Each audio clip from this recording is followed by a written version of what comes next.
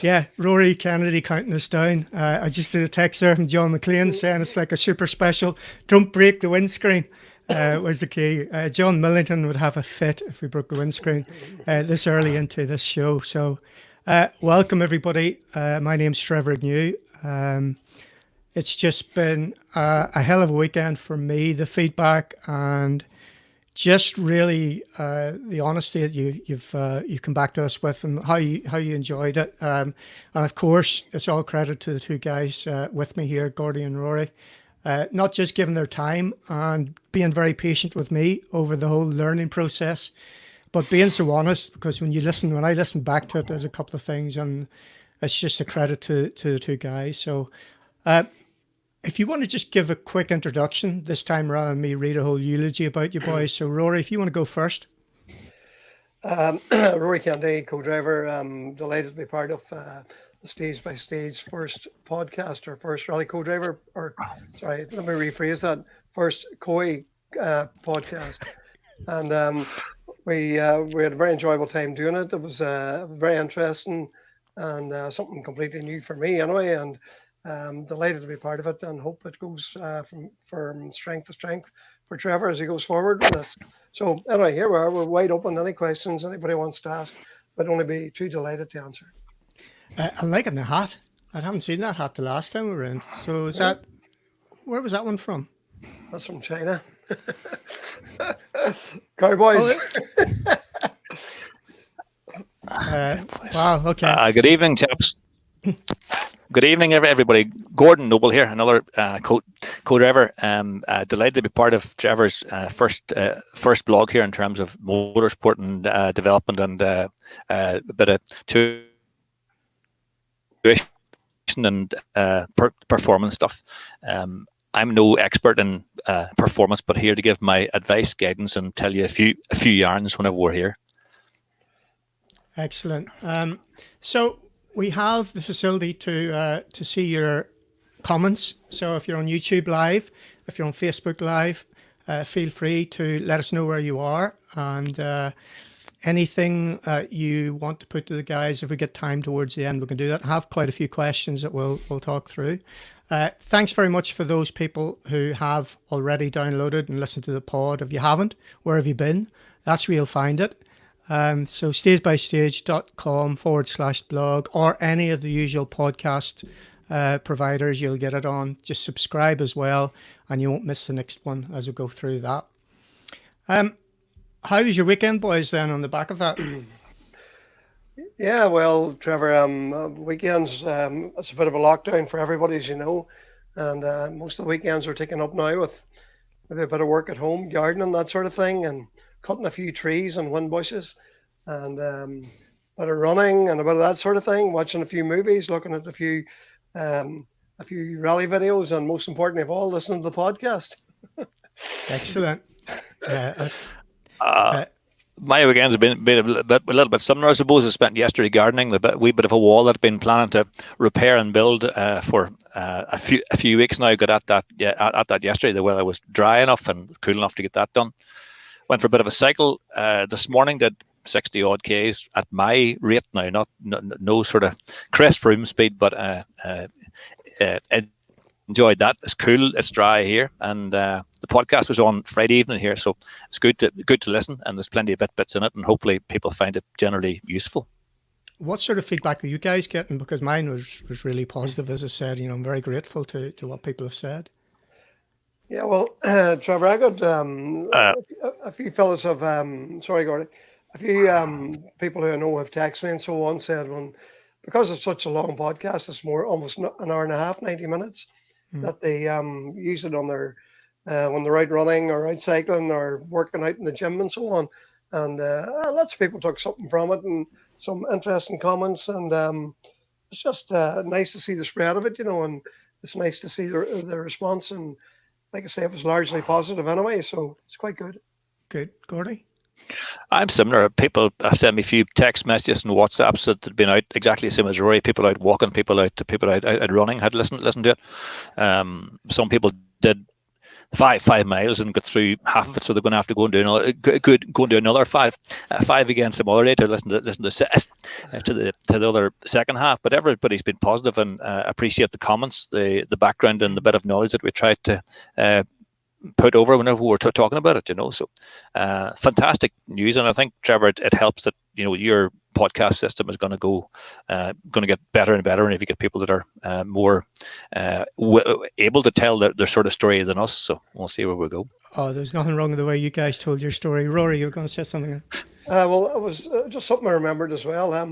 Barry Goodman he's living down in Tralee in County Kerry, but Barry's originally from this part of the world, or Dundalk, and he's a co-driver and has been a co-driver all his days pretty much, but he had the pleasure of being Michael Fassbender's co-driver in the Rally of the Lakes last year. Mm-hmm. So obviously I know Barry, and we play football together and do quite a few things, and when he lived up in this area. But he was telling me, and he texted me on Saturday morning to say he's going out on his bike and he's going to listen to the whole podcast on the way, and I was, of course, texting back and forward about the Michael Fassbender story. And I'm not sure if you're aware, but they've made a sort of a few episodes of Michael Fassbender's participation in Rally of the Lakes, and he's become an ambassador for the rally 40th year this year, or sorry, in 1919 he became the ambassador for that, and he's a mega Hollywood movie star, and it's great to have that sort of exposure for rallying. So watch out, anybody that sees that, watch out for it, because it's deadly viewing. I saw the first episode and I thought it was very good. Now, excellent. Yeah, I'll stick it on Twitter, on Facebook, or if any of you guys listening, get it up there. I've saw the first one. It was excellent. Exactly that. The Mark II especially is good fun. Yeah, and for me, that's where we need to be rallying. It's all very well. Yeah, I remember to be at the stage end of Rally GB when Elvin Evans won it, and I said at the time, if we had Chris Evans helicoptered into the end of that stage on Radio 2 Live the next morning, BBC Radio 2, he would have had a eulogy about it, because of the excitement and everything about that particular moment. It wouldn't have been that hard to sort something like that. And for me, getting those celebrities, getting somebody who is, that sort of status involved in it. And the fact that he is a race guy, he's very quick in a race car, I think, as well, anyway, isn't he? In Porsches and things in the States, yeah. Okay. Yeah. Cool. Hi, Patrick and Damo. Good to see you on board, boys. That's great. So if you need to get in touch or any feedback you want to give for us, the format of it, anything like that, that's how you would do it. Info@stage by stage, and email that I'll pick up personally or on Twitter, and we can do that. Okay. As regards housekeeping, the comments, as I say, keep them coming. That's great. We enjoy that. It's the first time that I've used this platform, and it's a long time of co-drove, so multitasking may mean that you lose my attention a little bit, but fingers crossed I can do that. Time-wise, we'll see how it goes. There's certainly plenty of stories that we can tell over a 40-year period. We've got plenty of questions, which we'll crack on with in a minute. So as regards an agenda, there is none. We're just going to have some questions that people have sent in, and others that we'll make you a bit more aware of. And again, if you've got any questions, type them into the comments, and if we get time towards the end, we'll be able to get that done as well. Cool. You guys ready to crack on with the first question? Yep. Okay. Yep. Let me see if I can do this then. So, first question is from this gentleman. Do you want to introduce yourself, please? Hey, Gordon, Rory, and Trevor. How you all doing? All good. Thanks, Trevor, for getting me into this. Feel a wee bit jammy for being here amongst you three guys. So, I think the only connection that we all have is we're all Ulster men. So, that's about it. That's good. So, yeah, I'll give a bit of an introduction to myself, just because I guess there's people watching probably have no idea who I am. So, I was brought up in Armagh, close to where Trevor was originally from, and back at home, rallying's second nature, and I think we take that for granted. Where if you live in the country and you're interested in cars, you just go rallying. So, growing up through school, we had a Mark II Escort in our family and did events for a few years, and then as a spectator doing that, it sort of helped me understand the effort and the work that goes on in the background.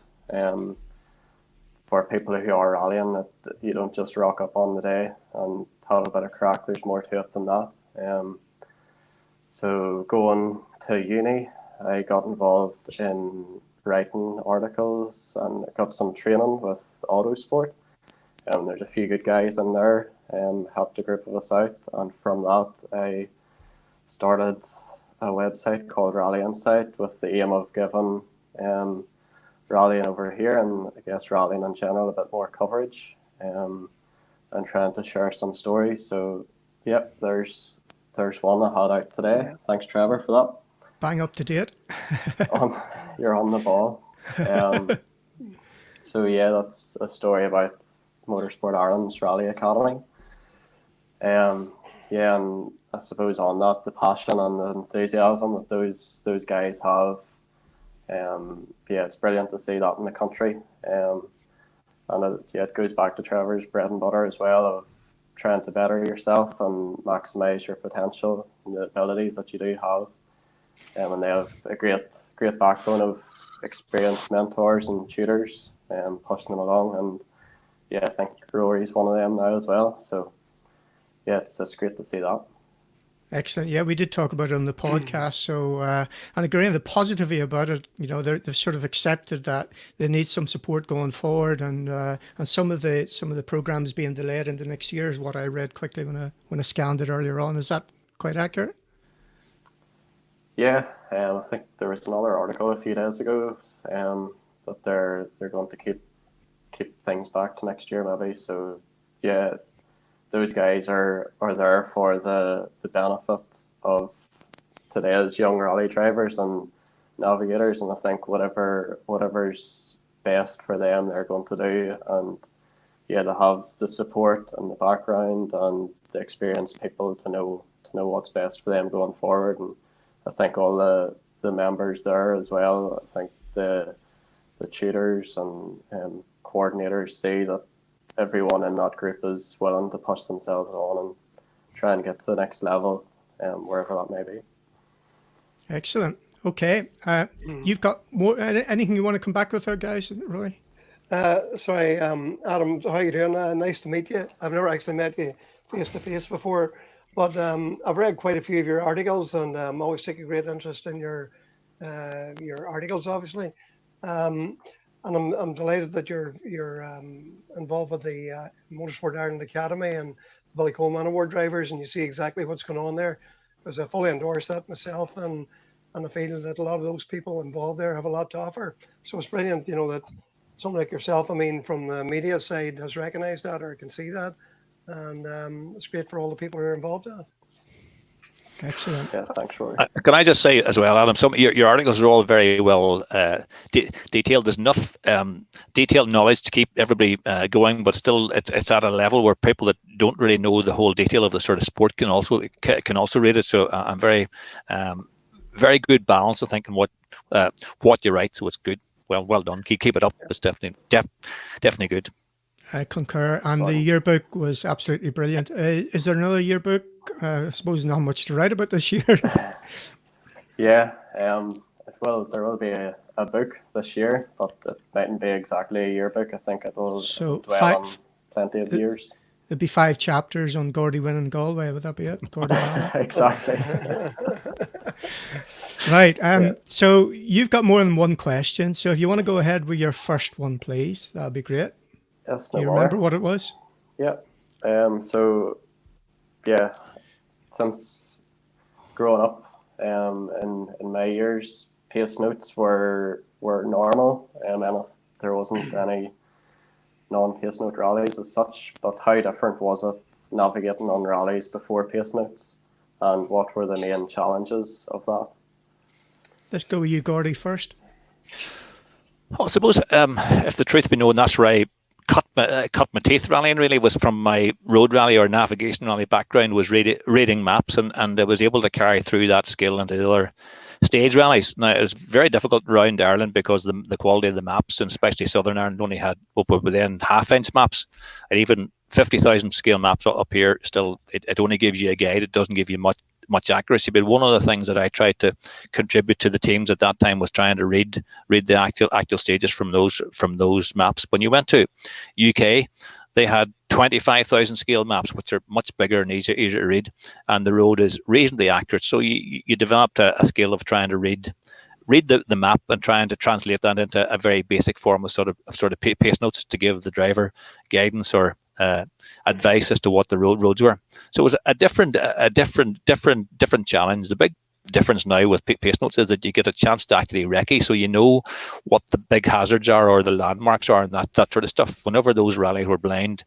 you just started at the start of the stage, went to the end, and did what you sort of could. But that black art of map reading was quite exciting. There was a bit of pressure on the co-driver then to try and get it as much right as you actually could. So pace notes in some ways are easier because you actually get recceing and actually practicing them, because it was good and interesting and different, but a challenge as well. Rory? Yeah, of course. To reiterate everything Gordy says there in terms of map reading, but years ago in the British Championship, when it came about first, it was good co-drivers were in big demand, like people who could read maps properly. The 1 to 25,000 series maps were very accurate, and if you had the proper co-drivers that could read the maps, like they were in big demand. There's no doubt about it. And even occasionally, you still see that yet in some of those in cars. Like I take great pleasure in watching that and watching the skill. I think recently there was one on there, and I beg to differ on this. So it might have been Matt Edwards, and maybe the co-driver may have been Paul Morris, maybe. I could be wrong now, but I watched it in particular, and I must say the quality of map reading was excellent. He had the potty, he was doing the whole job. And to me, that was real navigating back in the day. But the problem really, Adam, that you would find, particularly in Ireland, you would find that you go to a rally down Cork and you find all the locals down Cork would just skin you. You would get beat every time, simply because they were on their own patch. And of course, the very fact if you had no pace note or no recce rallies, you always had the onset of illegal recceing or the possibility of illegal recceing. It's obviously given a legal advantage to the other competitor. But by and large, that would even out throughout the year, because like the Bear Rally in Donegal, and maybe I would know the roads maybe there, somebody would have a rally in Galway, they would know the roads better there. So by and large, as the year went on, it would even itself out. But when you had a rally like the Circuit of Ireland, and I remember many a time us on the circuit back in the day, we'd be flying up north, and then you get down to Dublin or down to Wexford or Waterford, down that country. Suddenly the tables are turned the other way by the other competitors, So, with the onset of pace notes, then when pace notes finally became widespread throughout Ireland and the UK, it evened everything up. And another thing that it did was it speeded the rallies up considerably. And what you used to have then is, before you used to have an odd accent here and there, but you used to have really big accents when the boys were on pace notes. So anyway, notes are a very personal thing. It's another dimension that we could go into. But some drivers were better than others on pace notes at the beginning, but now everybody's fully up to speed on pace notes. And I'm a bit of old school. I come from map reading, and I'm very happy to say I'm now a pace note reader as well. But the art of reading a map back in the day was an unbelievable skill, and I still take great admiration when I see somebody doing that correctly. Yeah, if you're old enough, you'll remember starting out on imperial maps, 1-inch maps, before metric came in. What year did Donegal start? Was pace notes allowed in the Donegal International, Rory? Because that was the first one I remember that had pace notes. Well, believe it or not, back when my father rallied before me, back in the mid to late 70s, those pace notes were allowed then. But then there was a complete ban on it for whatever reason. And I think the introduction of pace notes may have been 83 or thereabouts, 82, 83, maybe even 84. And of course, all events are pace notes now. So. But definitely in the 70s, Donegal was pace notes as well, wasn't it? The very beginning, yeah. The start of the rally. 70s, I remember that. Yeah. I echo what the guys say. I remember, I think it was Desi Wilson was co-driving Stephen Finlay before you got into, Stephen, and tell me about the maps that they were using and the way I had to cut them out, highlight them, laminate them. And Gordy probably did that with TC. You did the double-double. I did a little bit of it in 96, but not so much as regards stage rallying. Most of my navigation was navigation rallies growing up in Armagh, as you mentioned. So, yeah, it certainly changed. and things are a bit different. All right, your second question then.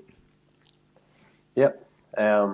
So it's a bit more on what Trevor's aiming with these sets of podcasts. So with continuous improvement, I think it's pretty important in normal jobs in your own life. But are there any areas you think National Rally could focus on improving, and trying to be realistic, how could this be done? So just to give me a little bit more perspective on it, when you say national rallies, are you aiming at cost here, or what specifically are you thinking? Yeah, so I guess anything. It could be cost, it could be quality entertainment, getting public involved, but yeah, generally whether it's Northern Ireland, UK, that national level as opposed to WRC. Got you, Rory. Well, let's face it, we have a very good model at the moment, like that works quite well on most rallies. Should be Northern Ireland Championship, Border Championship, National Rally Championship, the Triton National Rally Championship, and so on and so forth. But the formula works well. You've got a 3-stage format repeated 3 times, and you have the recce the day before. So that format works.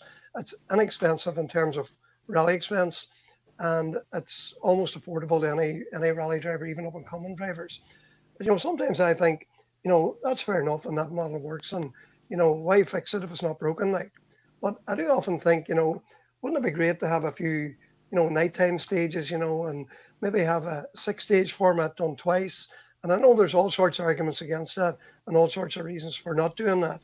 Nevertheless, for development of drivers and so on, it'd be nice to have at least 1 or 2 rallies whereby you had proper night stages, and a different format. Maybe even start on the Friday night and do 1 or 2 stages, on the Saturday night, and maybe on Sunday have 6 stages, something like this. So it would take a fair bit of, it'd take a fair effort to do that, but I feel that even though the model's good at the moment, there's ways we could change that and maybe change it for the better. We need to have some feedback on our chief organizer in that theory there. I could see him smiling. I think he's going to go for the ribs here. No, I think there's lots of merit in what Rory says, mixing up events and doing something different. As you said, all the events seem to be the same. There's nothing wrong with them. They're all very good rallies, fairly well organised. They're safe. They're efficient. They work well, so there's no point in changing them. But it do no harm to mix them up a bit. Even if you went back to what you had 50 years ago when you had navigation rallies for a couple of hours, and then you went and did stages afterwards. I'm not sure whether that would work, whether that would suit many or not, but it would suit us sort of coys that came from that back then. But Adam, the one thing that I'm thinking about in terms of your continuous development is that the technology is there in so many ways, and the one thing that I know that MI and MSA are both working at is some sort of tracker system whereby the organisers can track cars, they can track where they are, what they're doing, what sort of speed they're doing. You could cut out all the timing issues and have a virtual timing system rather than having time cards. Now, some of the dyed-in-the-wool people may think that that's not going to work, but I do feel that there's bound to be a bit of technology there that would make that work.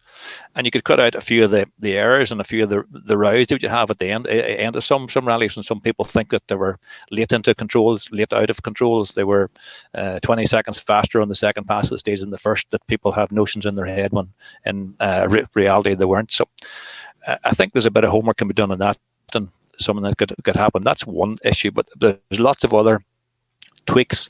Some of them would suit the organizer, some of them would suit the competitor, some would suit service crew.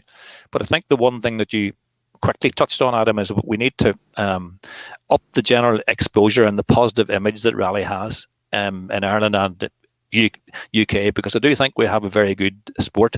It's well organised, it's relatively safe, and it gives people a buzz. And I think there's a lot of merit in the media trying to do something to help us, but we as organisers need to do something to help them.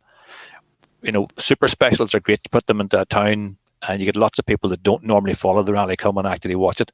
But the negative from the organizer point of view is it takes more effort to run 1 kilometre through a village than it would take 50 other kilometres in the sort of countryside. So there's a balance in the organisational side of that.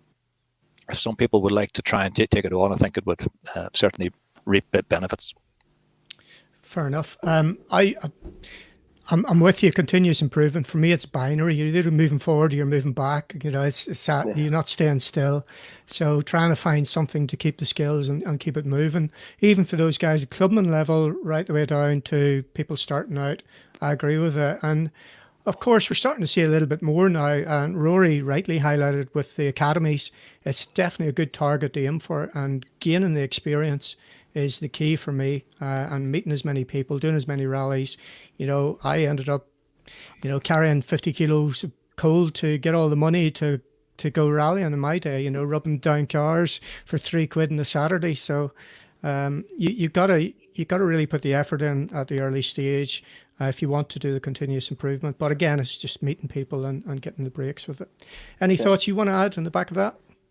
Yeah, I guess you mentioned night state is actually something I've been thinking about recently, just because there hasn't seemed to be as many as there was even 10, 15 years ago. But as a co-driver, what was there an additional challenge in terms of that, I guess, even co-driving and from an organisational point of view as well? I can go back in first again, Trevor, and talk about the organisational side. It's a bit more difficult for the organisers, and especially without trackers, it's more difficult to follow the cars, find out where they are. The marshals don't really see them as much, and you end up putting in a few more safety features to make sure you don't have issues around that.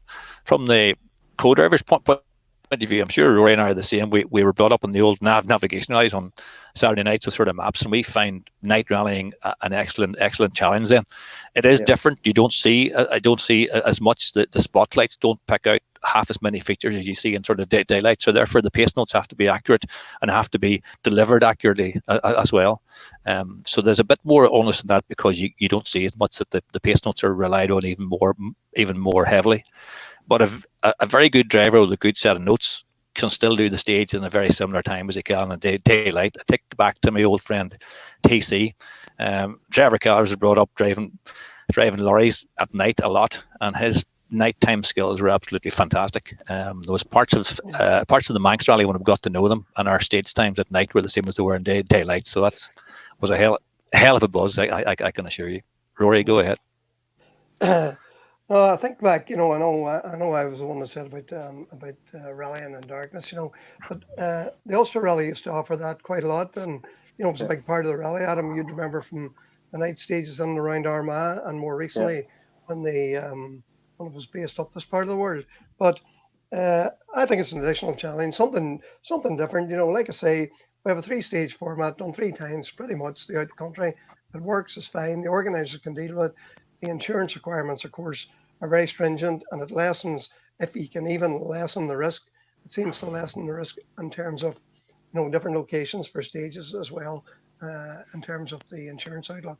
But, you know, there's one other thing I'd like to say, and it's a wee bit controversial, and I love this. It's a bit, I find this unfair as well on stages with it's the way the stages are set up with a lot of clubs now, whereby they've just got, the stages are destroyed with chicanes, with silage bale chicanes, or whatever the case may be throughout. Like, and you know, there's an argument for it, and I accept that fully. And there are places where you need a chicane and where you don't. But in some cases, I have found in the rallies I've done, these chicanes are situated in the most ridiculous place. You'd even question the need for it in the first place.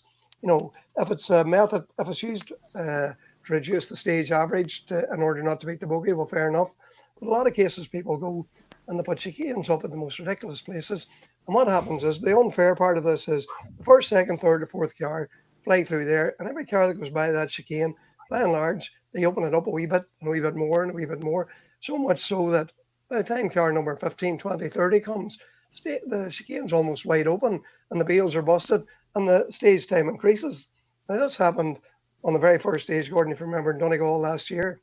Somebody wiped out the first, actually, it wasn't even the first chicane, the second chicane. And you found that all the cars after car number 6 were faster than all the top cars through the stage. But this is I find there is a need for chicanes. I understand that and accept that. But by and large, or not by and large, occasionally, there are chicanes, and I do scratch my head. I'm as experienced a competitor as you could get. And every now and again I come on this and I go, what is the need for this chicane? Why is it here? It takes away, you learn, like no driver learns anything about driving through a chicane. What you need is, you find a chicane on a very fast piece of road, and if anybody's going to learn to drive on a high speed bit of road or gain a bit of time back, suddenly they're presented with a chicane on some rallies. So I'm a wee bit controversial about that, but that's the way I feel about it. Gordy, what's your response from an organiser's point of view?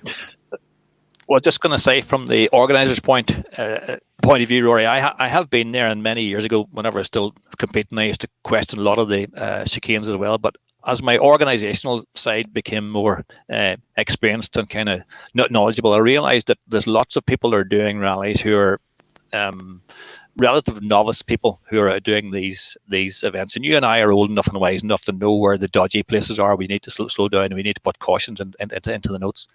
But you'll find that some of the people running further down the field who haven't done so many rallies are very naive to these dangers, or to these spots that aren't very, very obvious and things like that. And some organisers will try and put a chicane in to get you slowed down before you meet one of these what Roy and I would call obvious places to sort of go off. There's places that there's corners after crests that you think you put a big caution and we're grand, but there's people that are not so wise as us maybe, who just ignore all those and to try and cut down the number of those collisions. There are also ones which are there to try and protect spectator areas. So it's another way around that. There is a very fine balance, I must say. I've been lucky enough in most of the events that I've organised, I've been able to choose stages where the bogey wasn't particularly an issue, so we didn't need chicanes for that reason, and we tried to minimise the amount of bails we needed for other things. Yeah. Yes, there are some organisers who put in more chicanes than are probably necessary. Yeah, I really think it's I'm not being critical of the organiser. I'm just saying I think the overuse of chicanes in modern day rallying, in particular in Ireland, is, I think it's there's a tendency for an overuse of chicanes where they're maybe not really necessary. Now, I don't mind. I'm not chatting about bails at the outside of corners to protect on a tree on the outside of a corner or a building or whatever the hazard might be. By all means, I'm all for that. But it's in the instance where I really feel there's an overuse, and I just want to make that point. That's it. Okay, fair enough. And again, we'll not even go into the 2017 cars when they arrived on the scene. We saw at World Championship level, Sweden in particular, where the average speed started to creep up, and of course it started to put more chicanes in. You get to Finland, and it just completely winds a lot of people up. But there's a happy medium, and I think we're not going to solve it tonight. Just a shout out to a few people. Nice to see you arrive in the Carlos Stages Rally. Derek's there. Graham Henderson, good to see you. Adam Vance, Night Stages would be the one. Aaron Breen apparently is good in the dark. Dave Terry all the way from Norfolk, he's enjoying it. I'm not even a rally man. So a few agreements are around chicanes. Okay, let's move on to your next one then, Adam. You've got a third one? Yep, it's the last one from me. So as many people know, rallying takes up a lot of time, also takes up some money. So has it been a challenge managing work, rally and family commitments over the years, and how did you find the right balance? Yeah, not at all for me. I was very selfish. Not really. I started as I meant to go on. I just stayed away from relationships, actually. If you want me to go first again, I think that rightly or wrongly, whenever there was a rally coming up, the rallying always took priority over work, for sure, and sometimes took priority over the sort of family.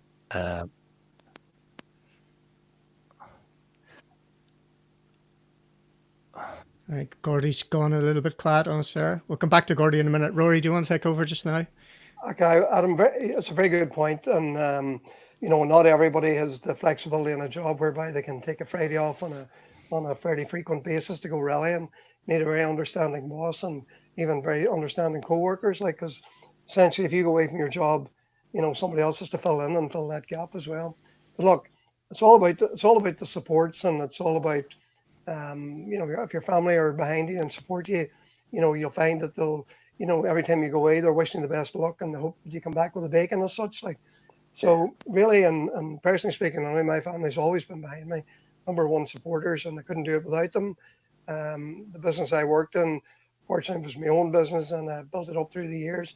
And not unsurprisingly, I found the rallying benefited the business because quite a lot of people wanted to get to know you, and we had a proper trade counter, and people come in and we're quite happy to have a chat with you. And really, anytime we did rallies or won rallies, I counted the way I balanced that was the amount of increased business we might have had in the next couple of weeks.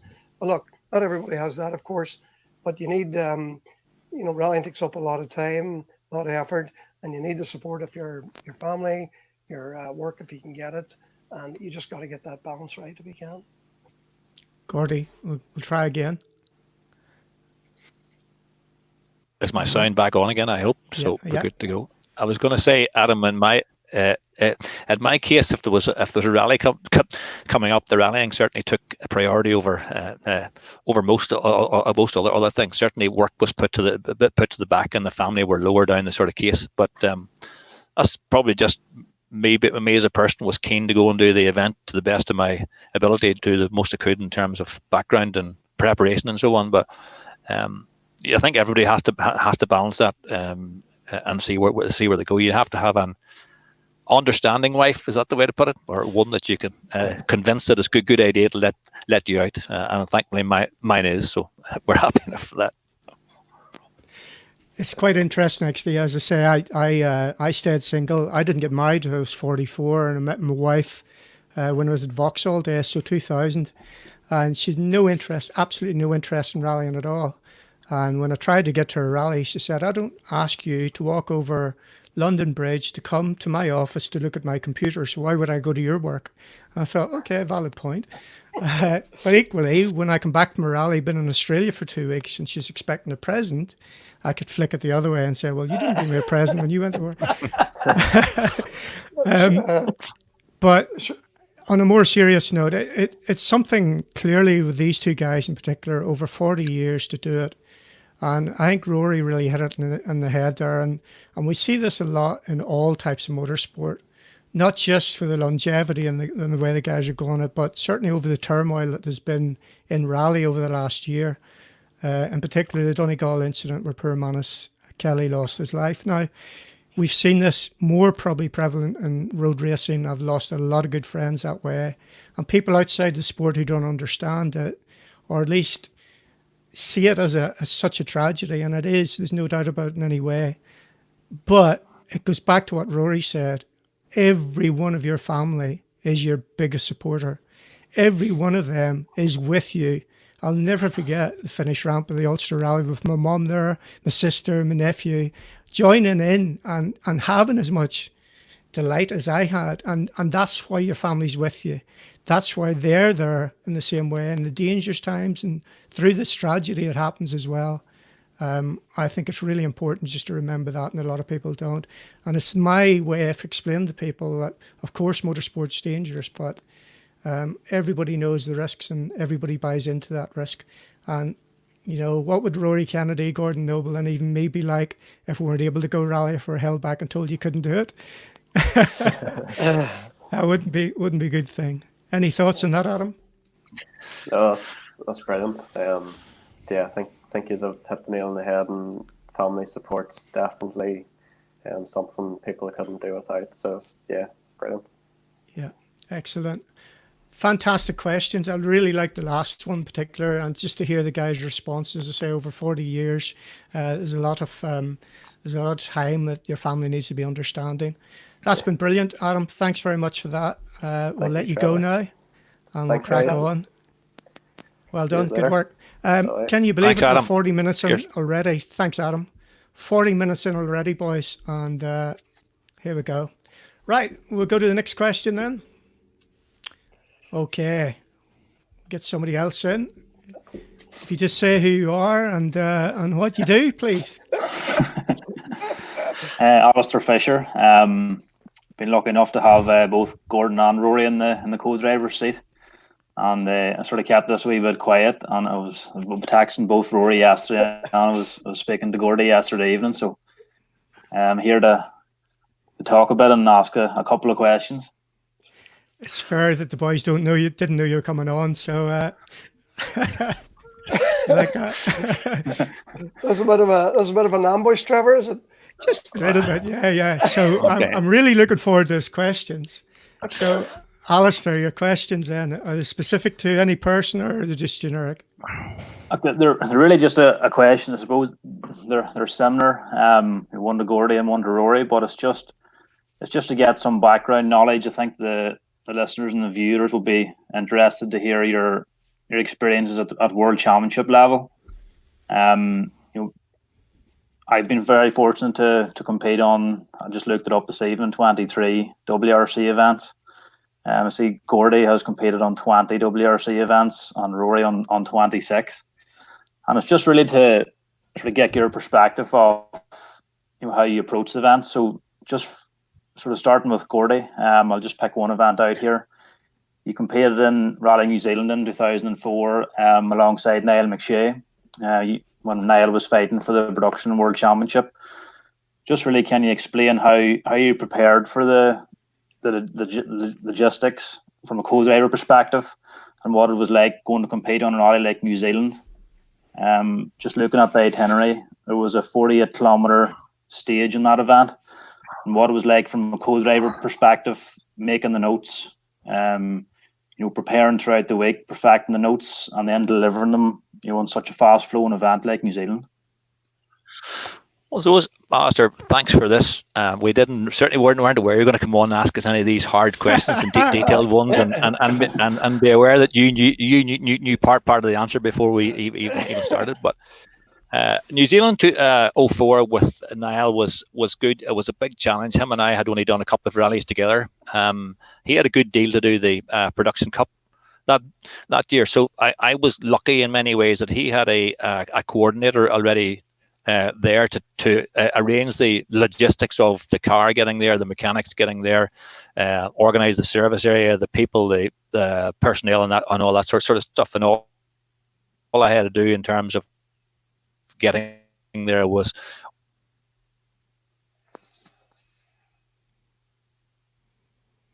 We'll stick with it. We'll give him another second or so. Okay. Gordy's internet's having a bit of a problem tonight, I think. Rory, do you want to take that up? I have one for Rory there. It's a very similar question. I'm going back a while here, Rory. But in 2000, you competed with Stephen Finlay on the Acropolis rally, and just really explain how you prepared for such a grueling event.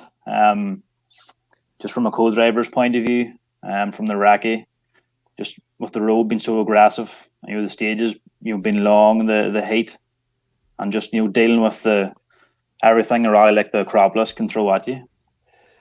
Yeah, well, it's great to go back and think back to then, Ali. That was a fantastic opportunity, and obviously did that rally with Stephen Finlay, and Stephen had just sort of made a comeback to rally at that time, whereby he had done he'd rallied a bit before that, but he sort of came and come and go to rallying. But then in 2000, he decided to make a concerted effort, and our first event we went first of all to the Granite City Rally in Aberdeen to get a warm up, to get up to speed again, if you like, for him to get tuned into driving again. And then we went to the Rally of the Lakes, and we managed to win the Rally of the Lakes. But of course, it was all part of the build-up to go to the Acropolis to do that rally. And as part of the M Sport team, they already had Carlos Saints, Colin McRae, and Peter Solberg in that team. And we were on, if you like, we were on the side of that, on the customer department. And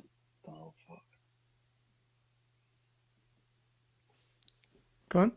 I'll keep going. I guess okay. Yeah. Sorry, I thought I dropped out there, didn't I? No, it's okay. Oh, sorry, I beg your pardon. So anyway, the build up to that, Ali, I suppose we were very fortunate that we were part of the M Sport team, if you like, even though we were in the customer team. But as I said, Trevor, when we spoke about this last week about rallies and so on, John Millington was the team manager then, Millie, and he took particular interest in us to make sure, because it was our first Acropolis rally, maybe not our first WRC rally, but our first Acropolis rally. He made sure that everything was covered, and we attended all the meetings, and we were very much part of the whole team. But the recce alley and them temperatures and finding your way through the stages, even, you know, for your first time, the Acropolis rally is a notoriously rough rally. And, you know, the stages there, you're quite a lot of, you're constantly through the mountains and boulders and rocks on the side of the road, ending up to 35 degrees in temperature. So the challenge of the recce and everything is really tough. But in fairness, we had prepared quite a bit and spoken to quite a lot of people, and had the benefit of Phil Mills being in the team with, he was with Petter at that time, you know, so I bounced quite a lot off him, and, you know, he was there as a very good support for us at that time. But when the best part of the rally was, of course, when it started, and once we got going, we had a very, very good first day, even though we're running back at number 39, I think, in the overall class, in our seating. At the end of the first day, we were 6th overall, and it was one of the real highlights, you know, to be at that level, you know, to be in that position on an event of that level, and going out the next day in 6th place overall with the likes of McRae and Brooks, and McRae and Saints and Peter Solberg and all the other World Rally drivers. Was an incredible thing to do. And for Stephen, it was brilliant because he's a very underrated driver, and he's a driver, if he had stuck at it, he could have went, you know, there's no end to where he could have gone to, you know. Yeah. You know, so Gordy, do you want to come out with these? Can you remember what Alistair asked you? He asked him about New Zealand 2004, and I was telling him that I was lucky, and maybe that I didn't have to do a pile of the pre-event work. We had a team coordinator who organised everybody to be there. All I had to do was get my own flights out. In fact, that year Niall had travelled ahead of me by about a week and a half, and went to visit some friends of his who lived in the sort of South Island. So we met up when I arrived on the Sunday. What I underestimated in hindsight was the difference in the sort of time zone, whereby they're 12 hours ahead of us, and it took me the first 3 or 4 days, I suppose, to adjust to the time. So that was difficult because we did the test on the Monday, and I was still tired. My body still wanted to go to bed during the day and be awake at night. The recce on that event was particularly odd or different as well, because New Zealand decided to trial a different system to try and compress the WRC week.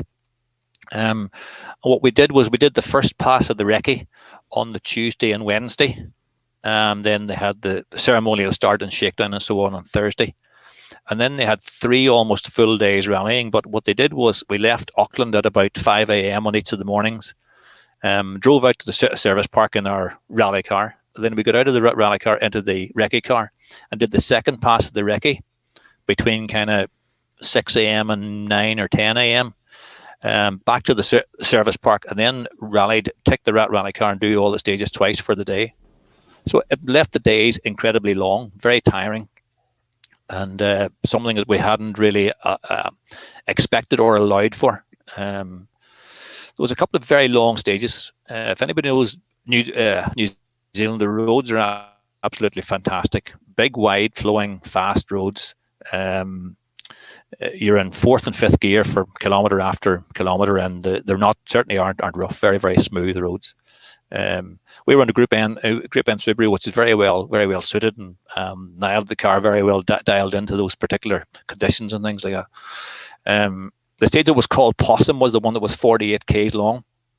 I don't remember off the top of the head what our actual stage time was, but if you take 48 k's, it's probably going to be in the region of 30 minutes, I'm sure. 29 minutes, I remember. 29 minutes. Well, so just about right.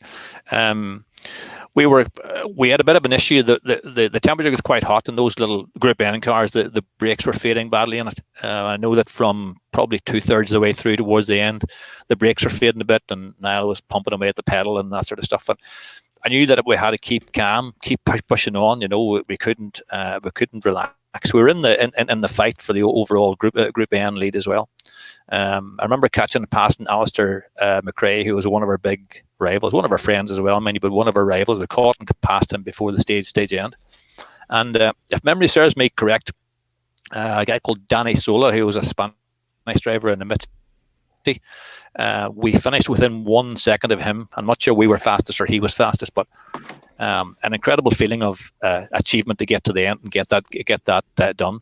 But by the time you got to the end of the stage, you were physically knackered, like, because you'd worked so hard. It was generally warm, and things like that. So it was big effort. In terms of the prep before we went, neither of us had been there before, so all we had to do was look at in-car videos and ask other folks, which we had done.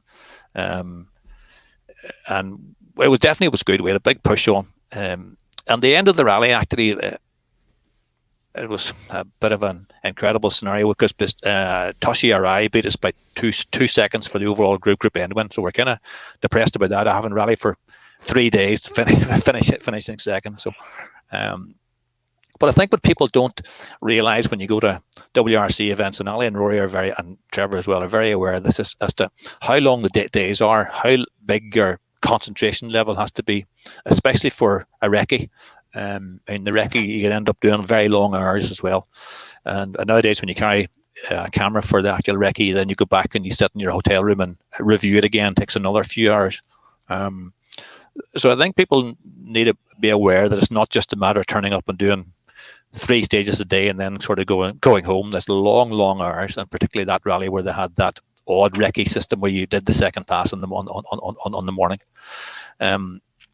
I think the other thing is, in hindsight, we were blessed with having the Sims team who were running us, and that year they had been there before on a couple of occasions, so they were familiar with tyre wear issues, and when and where we should be changing tyres. That type of thing is all the useful bits of experience and knowledge that you have to go and do it once, or get somebody to tell you how that actually happens. So, very good experience. But I'm saying generally, WRC events are hard work.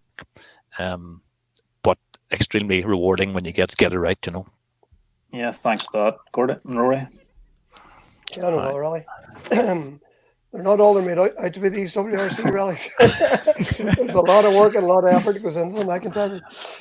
Yeah, I think that's one of the. I definitely miss the endurance of the WRC events. For me, that's the biggest challenge, and right from the Sunday right through to the next Sunday when you go home.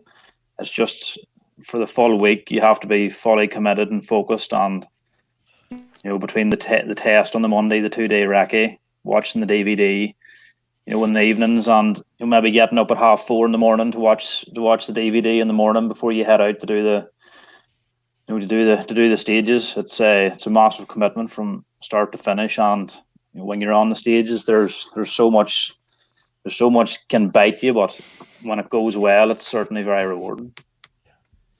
Can I just ask, so you were really competitive in the Junior World Championship. The times you were setting were absolutely brilliant at times. Fastest time, second fastest quite often. If you had to do it again, what would you do differently? I think so. Looking back, whenever you're a young driver, you're competing. Back then, it was a WRC Academy and in the Ford Fiesta R2, and it was the in the Citroen DS3 as well. And it was one make championship. Obviously, everybody was flat out from where to go, and you couldn't afford to sort of sleep in at all. And in hindsight, there was probably occasions whenever we had a lead built up, or we were sitting in a strong sort of podium position, and as they are endurance events, and sometimes there were stages where we perhaps should have employed a bit more caution and just got through the stage rather than sort of sticking into the same sort of flat out mode. But I suppose that sort of comes with the territory. When you're a young driver, you're always pushing to the limit. But I think as you sort of mature, I probably would have, in hindsight, approached some of the stages with a bit more caution, and I might have got a few better finishes, but that's the way it goes. Gordy, anything that you would add to that? Not really. Those one make championships, which were the Academy and the Junior World Championship, were extremely competitive series. There was drivers. You weren't just competing with the best in Northern Ireland or the best in Ireland. These are the best drivers from the whole world were there, and a car exactly the same as yours, with a limited number of tires. So you had to maximise whatever opportunity was there. And that, as Alistair says, you had to be completely focused from the Monday test when you got your car set up to dialed into the conditions for that particular rally. The recce was then extremely important to get all the detail correct to maximise every second or even millisecond you could get out of that. And then lastly, you had to concentrate heavily on the actual rally. So there's nothing to add.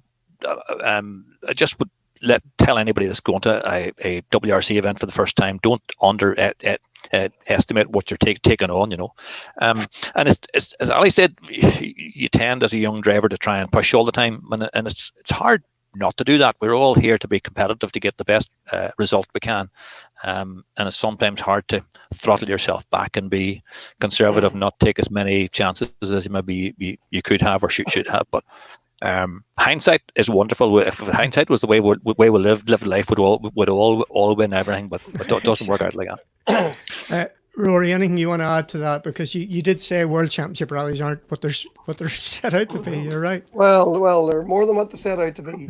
You shouldn't underestimate them, as Gordy said there. Like from the Sunday before to the Sunday after, it's full on the whole week. And it's all about everything that happens that week is what goes into your performance on the event itself. And you just simply have to put your full, undivided attention into doing that for that week.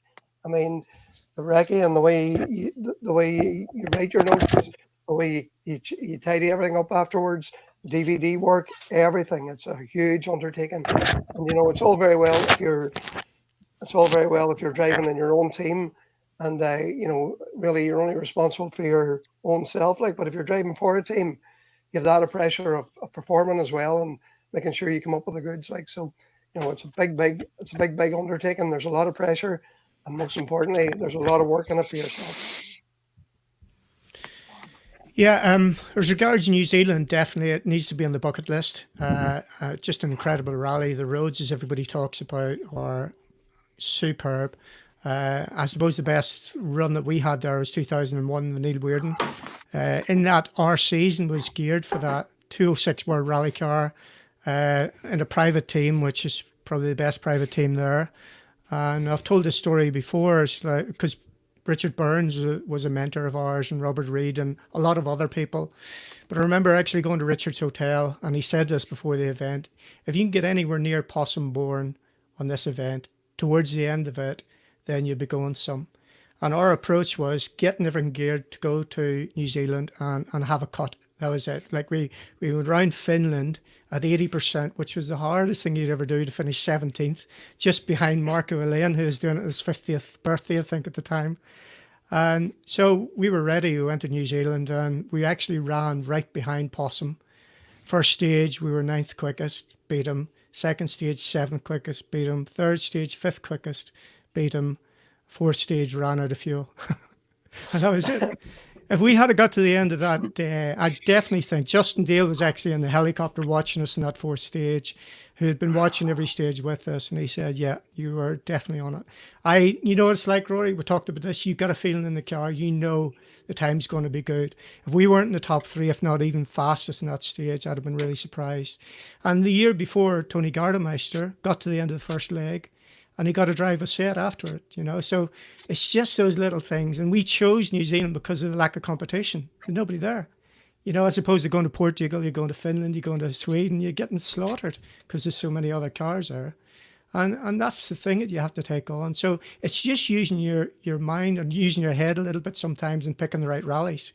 Even though they're more expensive, we thought it was worth the investment at that particular time. But New Zealand as a rally is just incredible. Incredible. Yeah. Okay, I want to move it on really, because until I spoke to Gordy and Rory when we were planning the podcast, I'd sort of underestimated just how big a deal that Galway was for you, probably Alistair, and of course Gordy as well. But I just want you to explain that for our viewers, with the Fisher name and having that monkey on your back. Then how did all that come about? Just talk us through it.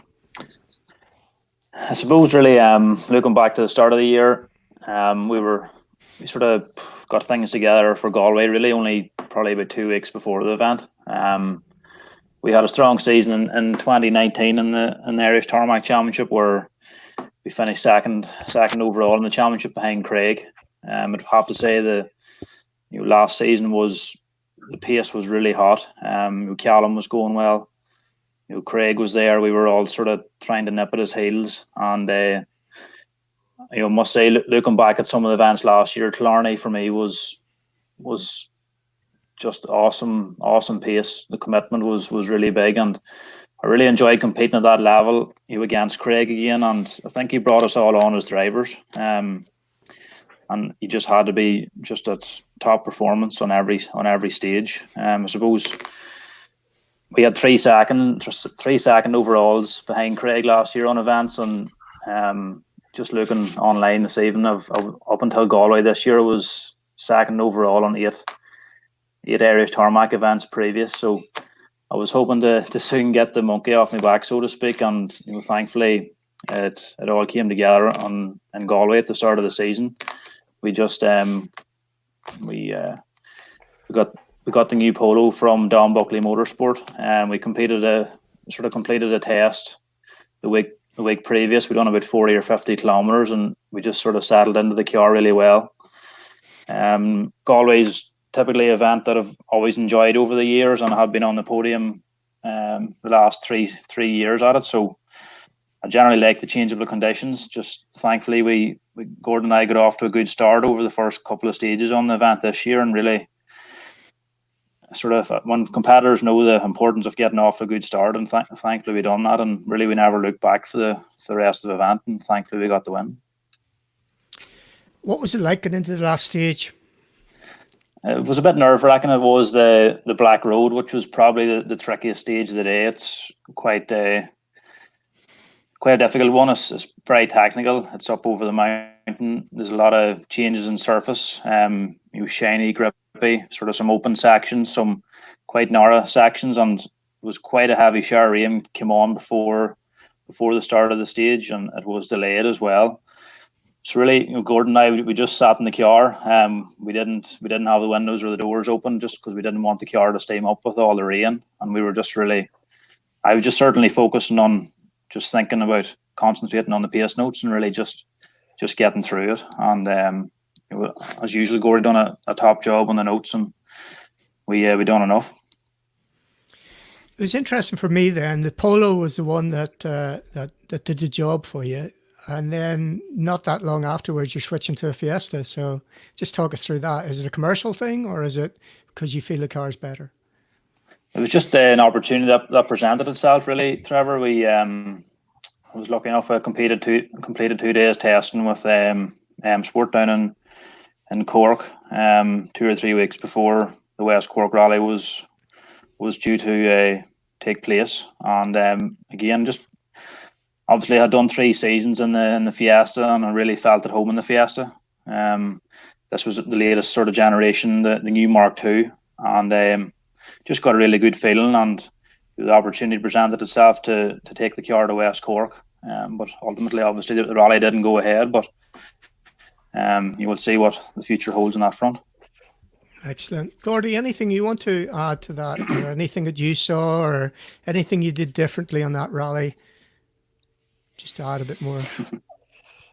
I don't know if we did a pile of things differently, Trevor. We had a reasonably good shakedown, and Alistair got the car to work in what he thought would be the typical Galway conditions, which is the sort of grip level is never that high, and it's notoriously slippy and things like that. So he got a car that was flexible, and he felt at ease with what it would do, and he knew what it would do whenever he turned the steering and pushed the pedals. So it was good to get that initial feeling with that the car was good and give you the confidence driving it. As per usual, Alistair made a fantastic set of notes with enough detail to make you go fast and enough caution to slow you down when there was places where it was slippery or the road wasn't that predictable. So it was only a matter of turning that preparation into the sort of performance then. As usual, our Gravel crew had done a fantastic job, told us where all the extra slippy bits were and stuff like that. And just a matter of turning it into a general performance, and getting a good start was a fantastic boost. We come out of stage 1, not really knowing that we were doing that well. It was a good stage, yes, but you wouldn't have said, compared to what we've done over the last few years, it was outstanding or different. It just was slick. There was no panics. There was no dramas. We didn't slide wide. We were kept going forward all the time. And then at the end of the stage, Alistair felt the car was still rigid. So we took the opportunity then to adjust the suspension slightly. So we didn't get a chance to talk to many people between stage 1 and 2 because we had to drive up to the start and clock in and things. And then stage 2, our stage time again on a relatively short stage was very good.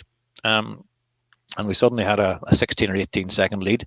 And then it was a matter of managing that. And that might sound easy enough to do, but it's not. You still have to go at the same speed as everybody else is going. So you have to focus and keep that sort of focus, and never give up, and always believe that you're capable of doing it. There's many times we have been the one that's behind and has been chasing. So it's good to be the one that was in the head and let everybody else chase us.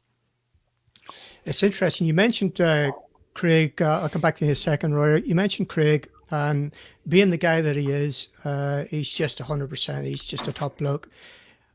On more than one occasion, probably half a dozen occasions last year at World Championship level, when he has been interviewed in the WRC, he told everybody just how competitive the pace was in Ireland. How does that make you feel, Al? It's all right. Yeah. Yeah, it's nice for Craig to sort of express that to everyone. And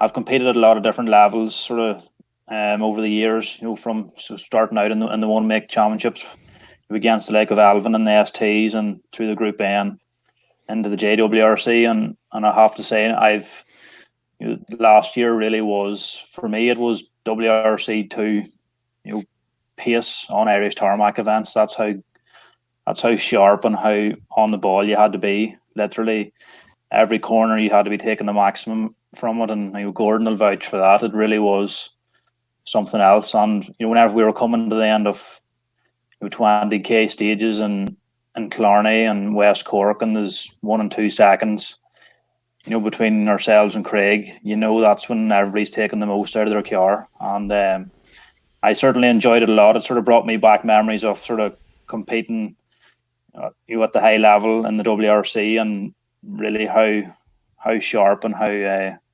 efficient you had to be with your driving. So it was, I would have to say, I really enjoyed last year. Excellent. Rory, you wanted to come back with something there. What I was going to say, Trevor, there, with regards to the boys winning Galway, it shouldn't be underestimated how difficult the Galway Rally is. Galway Rally is a notorious difficult rally. It's a full winter condition every single year, like torrential rain, sunshine, every single thing in the one day. And that black road, the stage that Ali talks off there, has broken many driver's heart, I can assure you, through the years. So, in fairness to the boys, when they decided to win a friggin' rally, they decided to win the most difficult rally that there is of the season, or one of the most difficult. So just to say that it is such a difficult rally, and it's really, a lot of it's down to your gravel crew and the information that they bring you back. And the most critical, is the right tire choice, which obviously comes from that information. Excellent. Gordy, you had something else to say? Just to go back to what Ali said about the 2019 year when we were there, and Craig was there. And I mean, I have to say, Killarney 2019 was one of the highlights of my 40 years almost, I would say, because Alistair drove a fantastic rally from the first corner of Mull's Gap, which is SS1, to the last corner of the last stage. It was inch perfect all the way. There was no errors, no mistakes, and the pace was fantastic, and still finished 16 seconds down. It was kind of depressing in some ways, but fantastic as well. To get there at that. Excellent. Okay, Alice, are you in a hurry? You want to stay with us for another while? No, I don't mind, Trevor. Whatever suits. Excellent, good man. Let's have a look and see who's here.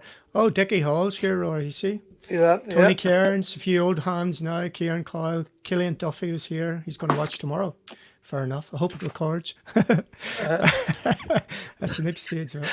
Rory. I see Big Niall McGonigal wants 2 night stages in the Bushwhacker next year, Gordy. Good man, Niall.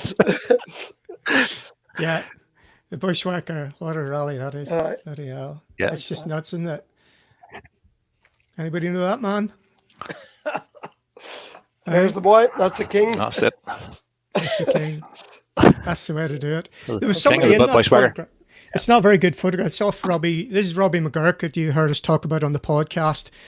Fully lit. What's that? 1972 probably or some.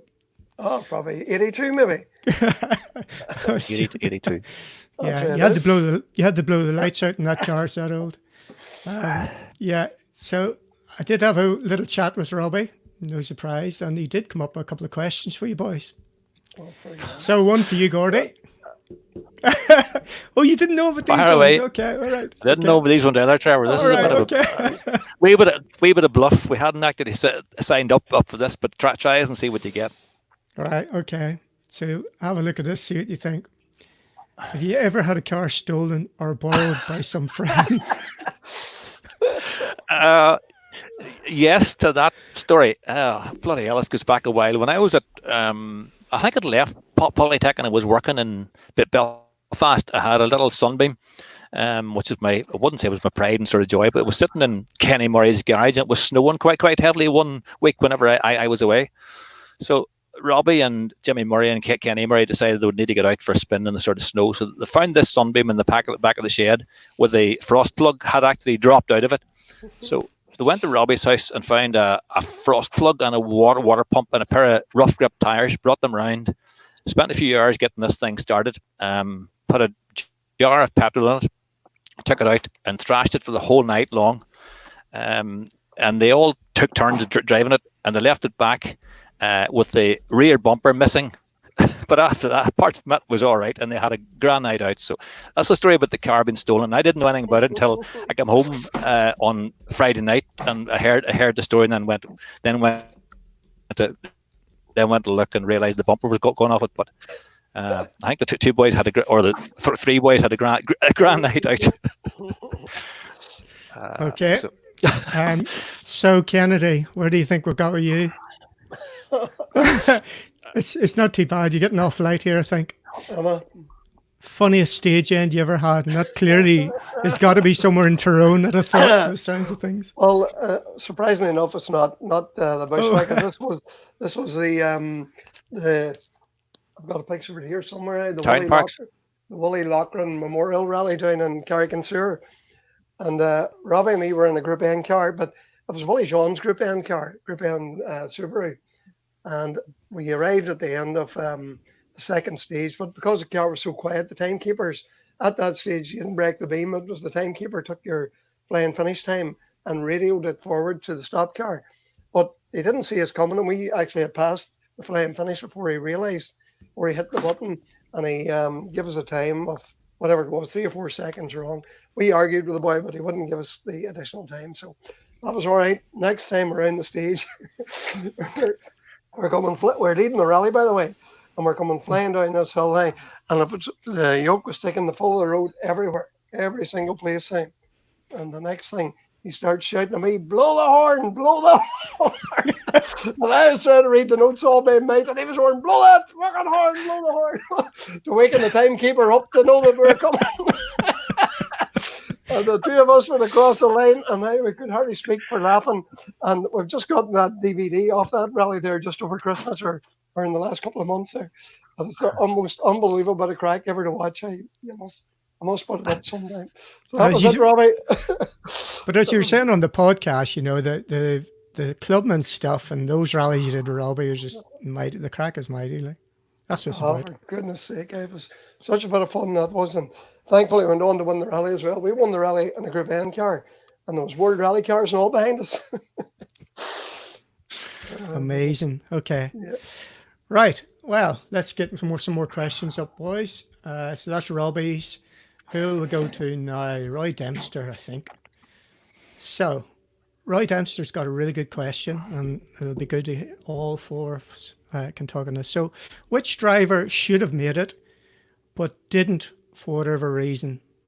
Now, when he says that, he give you a little bit of a caveat as well. So, his opinion is Rory Gallagher was talented, determined, and very could have been a multiple British and Irish champion at least. And of course, we lost Rory quite a few years ago, and you would never argue with that. I didn't know Rory so much, but I definitely knew about his attitude and knew about his speed. So we'll go with you first, Gordy, on this one. Well, I would certainly back up that Rory Galligan version, because I sat with Rory in the Peugeot when he was a fantastic driver. One of the few people that won a British single series championship twice. He won the Peugeot championship in not sure which year, 2002 maybe, and then after his works drive went back and won the Mitsubishi Challenge a few years later. So when you can win British one make series, that proves that you're good. It just the opportunities for any professional drive weren't really there at the time for him, you know. For me, the two drivers that should have made it but didn't make it are two Fisher drivers. Alistair's sitting here listening to it; he's one, and Mark would be the other. Unfortunately, you know, as I know, Mark's career in life was cut short, but he had all the attributes to do anything that he wanted. Should it be business, sport, life, rally, and whatever else. And I think he really could have made it big in Britain, and certainly WRC at some sort of level.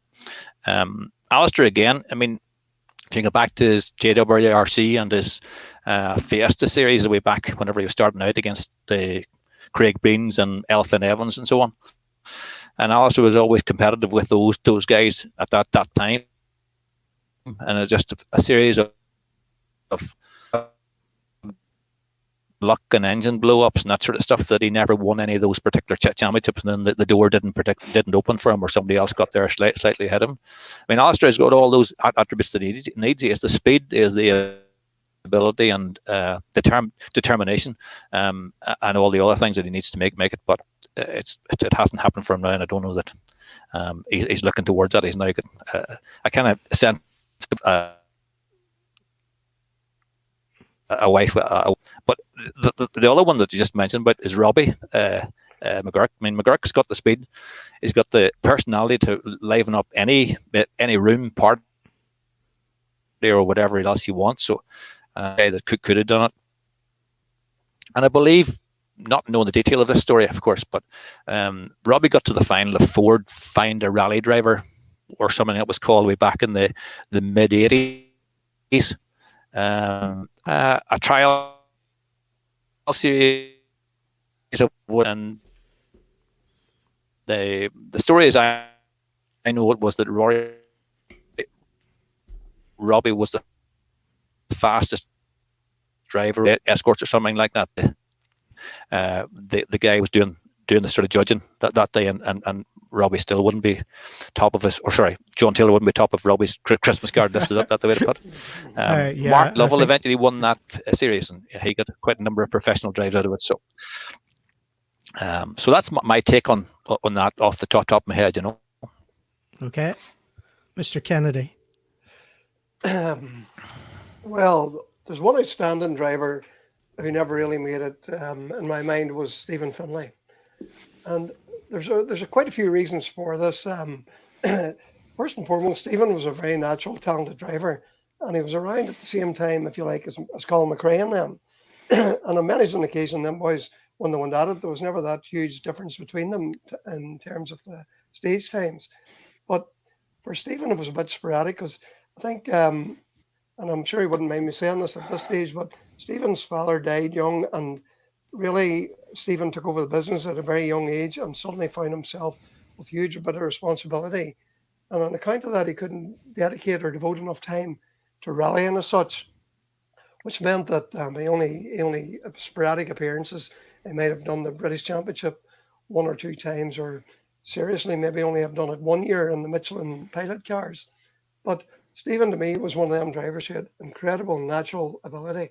He used to say to me, "Don't worry too much about them pace notes, Rory. They're only a guide for me anyway." And I used to be spitting these notes out to him, like, and whatever rally should have been GB or should have been Acropolis or wherever. But he was an incredibly talented driver with a huge ability. But I felt if he had a bit more guidance in his earlier years, he could certainly have gone on to compete at the highest level, without a doubt. Like, there are other drivers, of course. You can mention a good friend of mine and local driver here, James Cullen, way back in the years where the British, where there was lots of drives available in the British Championship. unlike it is today, there's virtually no drives in the British Championship unless you fund them yourself. But back then, there were teams that you could have gotten, it could have taken you on, you could have gotten a free drive and so on. And James Coleman was very close to that level. And for one thing or another, he just didn't quite get the break to get away. And he was another one of those talents that didn't fully reach his potential. He certainly expressed it on quite a few occasions, but given the right circumstances and a full season, I fully believe James could have been a top driver, certainly at British Championship level and so on. Like. Yeah, he definitely had the talent, and everybody that you mentioned, Stephen Finlay, I remember him doing one of his first rallies. It was the Sunbeam Lotus. It was a North Armagh Motor Club Lanes rally that I was organising. I think he'd Norman Kittle co-driving him. He's 17 years of age, and he just blew everybody away first time in the car. I remember the Acropolis. We were doing the Scottish with Vauxhall 2000. I remember exactly where I was when I found out you were 6th overall. And that was just incredible, the performance in that rally thing. Just amazing. Ali, what's your thoughts? I suppose sort of picking a driver from my era, if you like. I've competed very closely with him and had quite a few battles with him over the years, both in the JWRC and more recently in the Irish Tarmac Championship. And I'm sure a lot of people will probably agree. It's not to say that this driver still hasn't the potential to go places, but I'd probably say Keith Cronin, someone that's won 4 British Championships and 4 different cars. He really took the British Championship by storm. Sort of the first year he arrived in the Evo 9, and to think that you would have sort of the accolades behind him, that he never really just got the break. I know him and I competed against each other in the DS3s in the JWRC, but having experienced his speed from A to B, he's sort of a driver that maybe just didn't get the break. Yeah, I'm definitely with you on that. And Cronin, the one performance that stands out for me is going to the Isle of Man the first time, because I think originally it was a gravel driver, wasn't he? He was quicker on gravel and he wasn't tarmac, but he went to the Isle of Man and he beat Mark Higgins in a fair fight first time there. Yeah. And that said to me, this guy's bloody good. And you're right, for all different reasons he didn't make it. He certainly a few opportunities along the way. There's maybe a little bit of him being shy as well, where he wasn't comfortable in that team environment in the same way that a lot of other people might be. But as regards the raw talent, there's no doubt about it. He deserved to do better. The other guy who came a little bit later is Rob Duggan. Again, he showed a lot of speed, Rob. And again, this is me watching from afar, because there's like 10 years there where I wasn't showing much interest in rallying until I got back into it in 2015. Other people then, just to take it in a different direction, Billy Coleman could have been a lot better if he didn't focus as much on his farm. And you think of the results and the performance of that guy and the way he drove. And I'm going to get you to tell your story about the Stratus in a minute, Gordy. But Billy Coleman, again, could have been top of the world. He should have been top of the world if he had taken that approach. Any thoughts, guys? Well, Billy Coleman certainly was at the competed in the British Championship and raced all them boys. And I've only just recently looked at some of the recordings of the Coleman era, way back in the 70s and 80s, and what he did was remarkable. He went over there and competed against the best of them, and was won them rallies and was in contention everywhere he went. And it's remarkable for a driver who seemed to have come from very humble background and without any experience of the UK forest. My favourite story, a Donegal story with he was doing the rally in the Porsche for Ronan Morgan. And I think I told you this story when we were at Deja Vu last year, Rory, where when you come off Kindrum on the way to Fanad, there was a football pitch there. And I think it's all changed now. Certainly the way we did the stages recently, it wasn't like that. But every time you come around the recce, the two of them had a football and they were playing football at the pitch. Like, they just stop, and it's just like, how relaxed can you get in the middle of the recce for Donegal? Two of them kicking the ball about. And but you think of all the different cars he drove. And just his performance, quite incredible. Yeah, I agree. What about the rescue? Frank Marr, somebody said, Eugene Donnelly, Robbie McGurk and Keith Cronin get a mention there. And Yeah, Meyer definitely was quick as well, wasn't he? Big hero, Craig Breens. Yeah, I was lucky enough to do one rally with with Frank Meyer. We did the Galway rally back in 1991. I got called up at the very last minute because for some reason his co-driver became or wasn't available at the very last minute, and we just got to recce the stages once, and we started the rally the very next day, and we ended up we were second for a good part of it, and then something happened midway through the second day, and the car expired for whatever reason. But it was you chat about dedicated driver and committed, and he knew every bolt on that car, and like between mechanicking and driving and everything. Frank was the full rally man. Like he was very unusual character, but I'll tell you what, he was dedicated and he knew what he was doing when he got behind the wheel. And again, going back to what I say, it was the Galway rally, treacherous conditions. That particular year, I think we had frost. So it was one opportunity and one opportunity I'm very pleased that I had, because Frank went on to win the circuit. He won the Manx as well. Like he's some very incredible achievements. Like quick boy, yeah. On a very low budget. Like. You have another story to tell. What about this one? Right, I think I'll hand that one over to Gordy. Oh, right, okay. I think that's yours, Gordy. There. Do you remember that? I don't know how much of this story is tellable, Rory. Are you allowed to tell it? This is my first ever transmission on YouTube, boys. Remember? I'm sure I am now. I can tell the other half. So no, there's nothing in this. I keep telling you the bit of the story that I can tell. This is back to Rally GB in 2000 with Mark Fisher. We'd won the drive through the Peugeot Championship. We'd done a huge 5-day test in Wales, both at Phil Price's and Sweet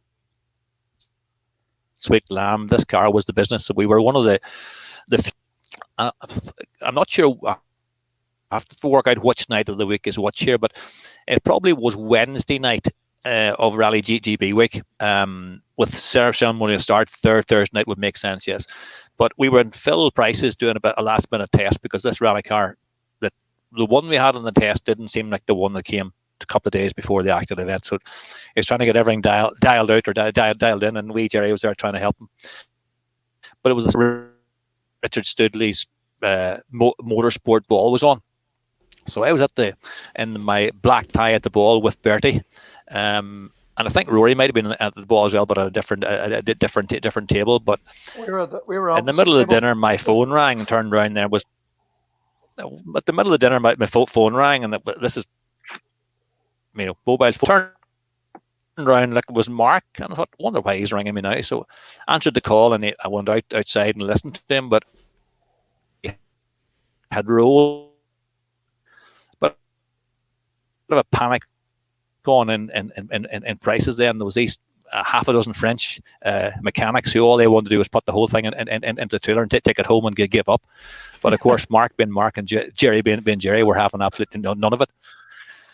And one of the things I had to do for the next hour and a half was make sure Bertie couldn't actually find out about this until there was some sort of resolution to this problem.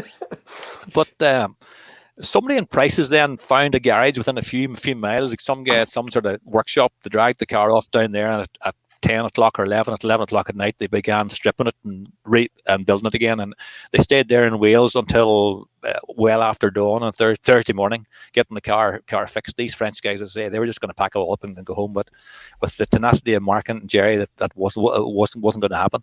We did eventually tell Bertie whenever the dinner was over. We had to go and tell him what the story was, and he was annoyed. Maybe is a kind of a polite way of putting it, after all this build-up that'd been for a whole year to get driving this car in this rally. And things like that. But we did eventually get going, and we started the rally on Thursday. I have to tell you, this got down to the last-minute panic in the centre of Cardiff, wherever the ceremonial start was. The city locked down because of the ceremonial start in whatever streets, and we were coming that late that we couldn't get into the actual city. Everywhere we went there was pedestrian barriers, and we were on a last minute thing, and we ended up driving out over footpaths down through pedestrian zones. I had to get out and lift the barriers out of the way so we could clocked into the actual start. That's how tight the thing was in the end. But a story among many other stories, I suppose. But good one. Trevor, that same night at the at that big do we were at Gordy with all the black tie job and all, we were all there and we were sitting. Stephen Finlay and me were in the table opposite Gordy and Bertie and so on, and it was that's the night they selected the night that Niall McShea won the drive for was it the 6 rounds of World Rally Championship or something? The Roger Albert Clark Award. Roger Albert Clark. The Roger Albert Clark Award. That's right. So Niall, he was Roger Clark, yeah. So the selection that night, that was also being selected. So it was big tension about who's going to win that and so on. And I was sitting over my table looking over, and I could see Bertie twitting. He was he was very on edge, and he was twitching away. And I was looking over him. He's looking over, and he's trying to signal over to me what was wrong. I obviously knew something was wrong, and I kept looking. And I said, "There's definitely something wrong here." So when I got a moment, I went over and squeezed him beside him, and I says, "What's the story? What's happened?" He says, "You'll never guess." And I said, "What?" And he says, "Marcus rolled the whole yoke somewhere out at full prices, like." And there was a whole panic on to get the thing rebuilt. I'll never forget that night, Gordy, or even, as you say, lifting the barriers to get you into the start zone the very next night, the start of the rally. Mad. Yeah. Was that the year you did the rally in Pretza, you and Bertie? No, that's the year Stephen and me did the rally, Stephen Finlay. All right. That was 2000, okay. I think. Was it Gordy 2000? No, 2000. Yeah. 2000. You went off on Cricken and down the hill in the big long right hand of the Titan. Don't remind me. We were 5th. We were 7th or 8th that year too. Yeah. Right. Fair enough. Okay. Gordy, do you want to tell your Stratos story, Billy Coleman Stratos story? Because I like that one. There's not much of a background to this. It's quickly. This someone that stirred my mind a week and a half ago, maybe it was. Somebody on Facebook put up that it was Billy Coleman's 73rd birthday, which reminded me a bit of folklore about the Tyrone area. That in 1978, when Billy was doing Circuit of Ireland in that Stratus, that he had gone off on a corner way over near Aher, not that well. So it's actually 20 odd kilometres from here, 12 odd mile, on a little road called Tegany Road. But the story wasn't that he had gone off, but he went off on the circuit and got jammed in a field, and had found out since that Jody McGrath ended up helping him to fix the car clutch to get it back out of the field and get it back onto the road. But the intriguing part of the story was that the next weekend, Billy took the trouble to drive from Cork to this particular corner on this stage to have another look, to analyse and see why he had actually gone off. If you imagine that even today with the motorways from Cork to Dublin all the way up here, it would take you a good 4 hours. Billy made a big effort to leave Cork and drive probably five hours up to have a look at the corner and five hours back down, to analyse why he had gone off. That's the level of detail he was in. Incredible, yeah. But me and my nosiness, not having been on the road for a while, headed up on the bike there. Friday week was it past? I drove over, cycled over, and took a few pictures of the corner to see why I'd gone off and whatever. But the second part of the story is that road hasn't been rallied for a long number of years. But I believe it was the Ulster Rally used it when I was with Trevor Cowers. That's the last time I remember being on it. But the first Passover we had been running in the top 10 or something like that, and didn't seem so bad. But the second time round we come out, the road goes to the hedge line to predict the corner. But the second time round, there was no fence for at least 70 metres. Like the whole fence was gone. There was tracks through the field. There was like one of those donut sections in the field and whatever else. So it was pretty hectic piece of little bit of road. But that's the story of the bit of folklore about that corner anyway. Cool. Right. More questions? Let's get some more questions up here, boys. Right. These are from John McLean. So John was Peter's #1 technician, Peter Solberg's #1 technician when they won the world title in 2003. And we will hear a bit more about John McLean later on in these podcasts. So what was your best comeback in a rally? Maybe after an accident, puncture, mechanical or other. The one that sticks out for him was Vatten and Terry Harriman, the Monty. And I believe that was in 1985. So I added that bit in there. So let's go with Rory. Best comeback. Best comeback. Well, I remember Mark Higgins and me in the Galway rally back maybe 2009 or 2008 maybe, and we were sponsored by the Global Homes, I think they were called, in Galway, and we had proper S11 or S12 from Derek McCarty. And off we went in the rally anyway, and we had a puncture on the first or second stage, and of course dropped 2.5 minutes or whatever it was. And we raced all the way in terrible conditions of snow again, back to bloody Galway rally.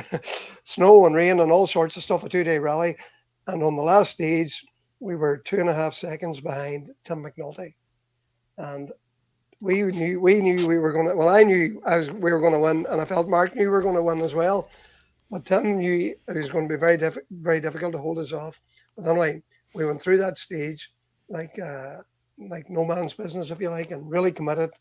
And we won the stage by, I think we took 6 or 7 off Tim to win the rally. But anyway, in terms of comeback, you know, that's in 2 minutes now I'm explaining that. That took an entire rally to get back to the point where you were in contention to win to win out and to win the rally. And really, in terms of comebacks, I think I've done a lot of rallies now, but that's the only one that springs to mind right now to say what a great comeback and how satisfying it was to win at the very last stage.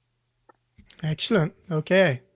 We'll go to you, Alistair. All right. Maybe just trying to think of comebacks. I think the way things are so competitive at the minute, with all our 5 cars being pretty similar, and even when we were in the one make championships, if you lost 30 seconds, you were probably out of the race. But I'm just thinking back to just a little bit different. It was the Acropolis 2012 in the JWRC in the Fiestas with M Sport, and Alvin and I were having quite a battle. I had won the first round in Portugal, and the Acropolis was the second round. And I think Alvin was leading the JWRC, and I was second. I think it was the second or third stage from the end of the rally, and Dan Bard was my co-driver. We rolled on an uphill hairpin left in first gear, just the little R2, just sort of. That wasn't embarrassing at all, was it? I remembered well. I have photographs on my phone, and it was just an uphill acute hairpin left. The little R2 sort of dug into the ruts. We rolled right over onto a roof. As usual, the windscreen smashed and cracked, and there was some spectators up on the hill, and they pushed us back over onto our wheels, and we just sort of continued on to the end of the stage, sort of trying to look out through whatever small bit of clear glass we could find. I'm not sure how Dan was able to look out, because he's probably sits that low in the car at the best of times. But I think after that we'd probably 1 or 2 stages to do to finish the event, and we had to do them with the broken windscreen. And I just remember thinking how crazy it was just out in Greece on these roads in a little Ford Fiesta with a broken windscreen, just going flat out to get to the finish to still hold on to our second place. Amazing. And that's what the buzz is. You know, you have events like that and finishes like that. It's incredible. Gordy, what's your clinker here then? Oh, Gordy's gone on us again, have you? I can remember many big comebacks. So would have plenty of calamities along the way, but maybe not all.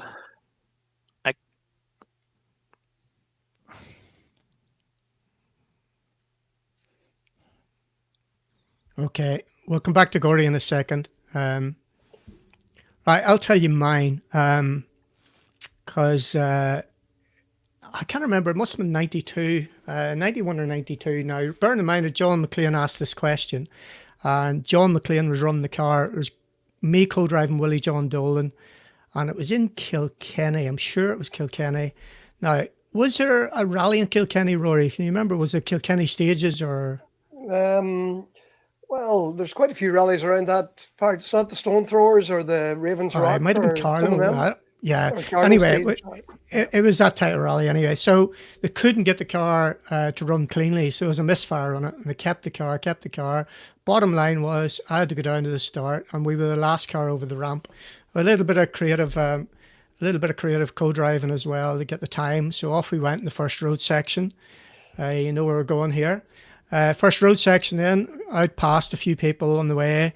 First stage, as usually was the case, got delayed, so we managed to get down the queue a little bit to get a bit closer to the front. Off we go, the car's sorted, we do 2 or 3 stages, the misfire comes back again, and it's like that on and off through the rally, but still managed to get decent times. And anyway, go to the last stage and the thing cuts out completely, to the point where we had to get John McLean into the stage, which he came in, he spent probably 45 minutes fixing the car, him and the boys, got it sorted, drove through the stage. John Galeesh had tipped it upside down with Michael Gibson in the car. The stage got cancelled, managed to get a time, and then in the road flat out to the finish ramp, managed to get a time. And I think if you looked at the results of that rally, you'd see that we probably finished in the top 10 somewhere. But No way. a bit of creative thinking and a bit of elasticity in the rules, and we were able to do that. Would you explain that creative timing there that you said you used there? Can You you were elaborate a wee talking. bit more on that? You were talking earlier about having time cards, Gordy. Can you hear us, Gordy? Yeah. Yes, I can hear you again. You're Thank talking about time cards and electronic time cards. How would you ever pitch up to time control without the car then, if you've got one of those? Without the time card or without car? The car. Without the car. I've probably tried that quite a few times here and there. Sometimes it works, sometimes it doesn't. But no, it wouldn't work if you had some sort of virtual timing system. Wouldn't work. Yeah. Turn that down a little bit. Okay. Richie Long is telling us it's the Ravens Rock Rally there. That was Trevor. Oh, was it? Okay. Right. I hope he doesn't have the results for it. Gordy, there's somebody wants you to tell a story. Oh, yeah. Somebody has asked. Martin Brady. Good to see you, Martin. Can you jump start a 206 World Rally car? That's probably a prompt for a story. Unfortunately, I can't remember what that prompt is about. Maybe Martin, if you could elaborate or send us another message. I'm sure there's probably a story behind it, but doesn't come to mind immediately. If it may pass and maybe somebody give me another hint, that's the way to put it. Yeah, we need another hint on that one. This is quite a good one here. So Mario has just joined. What is Stage by Stage? I just joined. It's really for ballet dancers. It's retired ballet dancers who've done things a little bit differently. Come back in a couple of weeks' time, and there'll be some probably jazz specialists or something like that. Let's see. Yeah, it's about ex-co-drivers, so well, me in this case, setting up something to help a performance, and 2 legend co-drivers and the leader of the Irish Tarmac Rally Championship, the driver. Yeah, how does it feel to be leading it all this time, Alistair? And now it's been cancelled, so that's the end of that. Right. Let's see what Mr. McLean's second question is then. Who is the best rally driver from, that should be, the island of Ireland, past or present? We'll go with Rory for that one. Who's the best of all time? Yep. Who's the best rally driver of all time? My goodness. Well, the most famous of all time, and somebody that I had the pleasure of co-driving for as well, is Paddy Hopkirk. And, if you want to, that's what I mean, is that the most famous of all time, and I'm 40 years in this game. So really, I have a favourite driver for nearly every 10 years, or the fastest driver for every 10 years. But just briefly, let me say, I had the great pleasure of doing the Ulster Deja Vu with Paddy Hopkirk back in 2018. And we did it in a replica Mini that he won the Monte Carlo Rally in. And I spent a day and almost 2 days with Paddy at that time. And you never met a more entertaining rallyman or stories or somebody you could spend quality time with. He was an unbelievable character, and I'm still in contact with him this very day. So for me, the most outstanding driver of any era has been Paddy Hopkirk, and the achievements that he's had through the years. Fair enough. Yeah, I can't argue with that. Especially when he won Monte Carlo and they took him to the London Palladium, and like superstar. He was George's best. Exactly. Just incredible. I've had so many other drivers, Trevor, I could put up, in different categories. But I mean, overall, if you look back on all the rallies that people have done, I think Paddy stands out. Yeah. And putting it up to the Finns and putting it up to everybody he competed against as well. I was going to surprise you and get him on, but I couldn't trust him. Right there. Yeah, exactly. My first YouTube broadcast, I wasn't so sure. Paddy be the man to have on. I've past experience of that. Okay, Gordy. It's hard to put a singular name to this. I mean, you got the Hopkirk, who's a world-renowned legend for winning Monty in the Mini. We talked about Coleman, or talked about Billy Coleman a while ago. A guy was renowned for driving all over the Britain and all over the world, and being very mechanically sympathetic to those cars, which were doing huge distances compared to the events we're doing today. After that, you've all your local heroes. Bertie Fisher, for instance, who's another world-renowned driver, and set the sort of standard for quite a number of years. But in more recent years, we have Chris Meek, who's made his mark on WRC in so many ways, with five wins and quite a number of other dramatic endings that he had. So it's hard to pinpoint a particular driver, but that's kind of a summary of three from me. Fair enough. Alistair? I suppose just really from an out and out speed point of view, really, and again, current era, just sort of my generation, really, it's Chris Meek, just having been at the sharp end of the WRC, and he probably should have made it to the sharp end a little bit sooner, but it's just, again, things maybe didn't work out for him. But and to win Rally Finland, to set that massive stage time in Unampoya, just for competing at the sharp end and just at the highest level, and always been on the limit. He's the one for me. Yeah, brilliant. Hopkirk for me, definitely. I think just what he achieved was amazing. You think back to the machinery back then and just what he did, and just the best person, the best company you can have to spend a bit of time with as well. So excellent. Okay, I'm just going to go over these comments. So, and this is the one that stands out for me. Great to have you here, Bex. And this wouldn't be happening without people like you who trusted me and put a microphone in my hand all those years ago, 5 years ago. All the encouragement, all the tips, all the help you've given me over the years to do things like this and give me the confidence. And you are the superstar, and you'll be on one of these very, very soon. Don't you worry about that. Art McCarrick has a question. Good to hear that you're here, or see that you're here, Art. So, we don't know about this one, so we'll go with Ali on this one. Maybe I haven't been about long enough to remember the really old ones, but maybe just from a point of view of the stages in Ireland that I really enjoy. I'm a big fan of Glen Village in Donegal, and probably Gorton again in Killarney. Are probably two of my favourites. Again, down around Cod's Head and our Groomer are pretty special as well. But it's great to have them stages still running. Hopefully they can remain for a lot of years to come. Rory and Gordy might remember the ones that no longer run. Mr. Kennedy. The question Art's asking of what stage that's no longer run would you guys like to do again?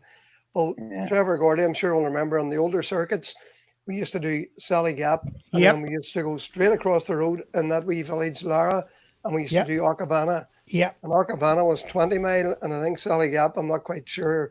I'm sure it was when it started away down, the original Sally Gap was, I'm sure, 20 mile as well. And once you'd done that, you just crossed the road and straight into Arcavana. And those two stages were iconic in the circuit. And you always find that's where the McHale comeback would come on them stages. So for me, they were the two that I enjoyed most. That I can't even remember when we last did them, but I'm sure it's a long time back. I don't remember Havana competing on it. I might have done that in 83, not sure. Sally Gap definitely, and the Civic with Neil Weirden in 97 would have been, as I said before, down the back of Sally Gap and that Civic, fully on it. Was amazing for me. That's great. I just want to ask you, Rory and Gordon, do you remember Havana ran as a separate rally sprint? I remember that, Trevor, all right. And what I remember about that rally was, I think Penty was in that rally, Penty Rickland. Yeah. And also Derek Daly, who Derek Daly the and the Formula One Sunday driver, was in it as well, and Christy the Farley was his Sunday. co-driver. Yeah, It was back in the day. I remember that. That was it was almost a challenge event or something. It was a unique type of thing. It wasn't a championship event. It was a sort of one-off challenge event with invited drivers, that type of thing. It was. It was, I suppose, the equivalent of Lurgan Park, the invitational side of things. But clearly a budget from somewhere, because those guys wouldn't have came for nothing. And you definitely had a regular, and you had more stars than that coming over to it. And it ran for more than once. It ran 2 or 3 times that I can remember at least. Gordy, have you got any more knowledge in that? If any of you out there... If any of you out there know, and just get some comments in there to enlighten us. Gordy, that Havana went to spectate at it once in my college days. We hired the Polytech minibus, and a group of us headed off and went down and watched it for the day and drove back up at night. But I have no idea what year it was. It must have been the very early 80s, I assume. So, and yes, there were people like Agricola and a Chevette and quite a number of other famous drivers that were there, but the details are kind of scattered, I suppose, or scant maybe is the word, because we'd have been down during the day and watched the rally, and then we would have had stop for a beer coming home. That would erase whatever memory we had. So leave it at that. And it wasn't a case of getting there in an hour and back in an hour in those days. No. Through the centre of Dublin. Yeah. Night, or okay, Rory. Trevor, I see another famous co-driver there, Seamus McGettigan, there, posting that the Loch Esk stage in Donegal Town way back in the old circuits, and even the 1980s Donegal Rallies there was 20 mile long as well. It's a famous stage that we've done bits and pieces of it through the years since, but way back in the day it used to be 20 miles, and it's all up and around Harvey's Point Alley, up in that country, like. Yeah, mighty stage, but hasn't been used for a long number of years. What about that one closer to your home? Hornhead. Mm-hmm. I haven't been there for a while, Ollie. You might remember that one a bit more. Yeah, I'd say we've a house down around Hornhead there, so I can just imagine it back in the day. It would definitely been a challenging stage. I don't think on safety grounds it would run in the current climate, or maybe ever again, but it would certainly be an interesting one. Yeah. Excellent. Yeah. What about Remelton? Well, we did Remelton in the day back last year. It was a huge success. It was a huge success, and them town stages offered something unique, and bringing the rally to the people as such, and fantastic. And the stage was always at the end of the day, like. Yeah. Very last stage of the day, and it was always great fun. I think the last one, Ellie, me and you did, was the Uncrana stage in Donegal a couple of years ago. Yeah, funny that there was a photograph was up there on Facebook the last couple of days in the Super 2000. There was really big crowds there. That was a good stage. Yeah. That's right, fantastic, man. Right, Gordy, have you told us yours? No, I would say my favourite bits of road, I suppose, was way back when I sort of started doing Donegal in the 80s and 90s. There used to be a Kindrum Fanad Knockalla loop, which is kind of different from the combinations of roads that are used today. But it was an absolutely classic series of 3 stages. You drove out of Milford and started on the left and up.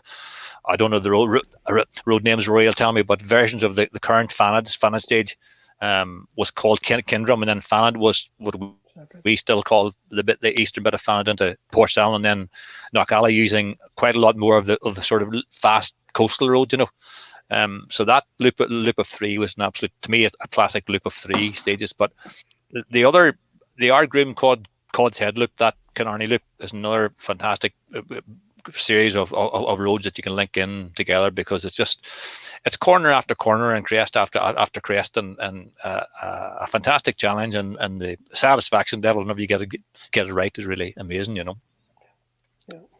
Fair enough. What about this one? How do you pronounce that?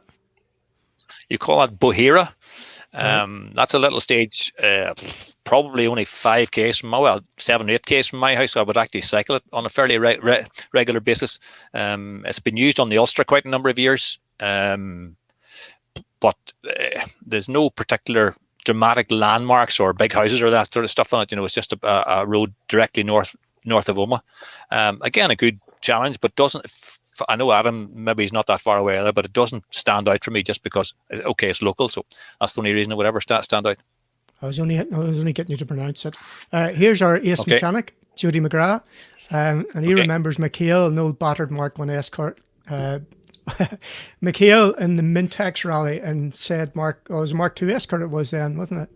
Where he finished third overall in the snow behind Auricula, won it. That would have been, 81 it would have been, I think. But McHale in the Mark 1 Escort almost beaten Berg did okay. Partry Mountain. Yeah, Partry Mountain. Is that... that one's in, you use the Partry Mountains on the circuit on the way back up from Galway up through into Westport during the night. And I remember one year, Trevor. That was the big fight between McRae and Vatanen, wasn't it? 1980. Could have been. And Arigna and round there, yeah. Yeah.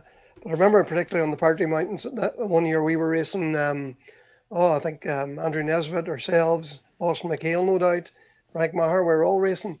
And we went to the Partry Mountains the first season in the night time. And now we had already we arrived in Galway at 4 o'clock. They called it the supper halt.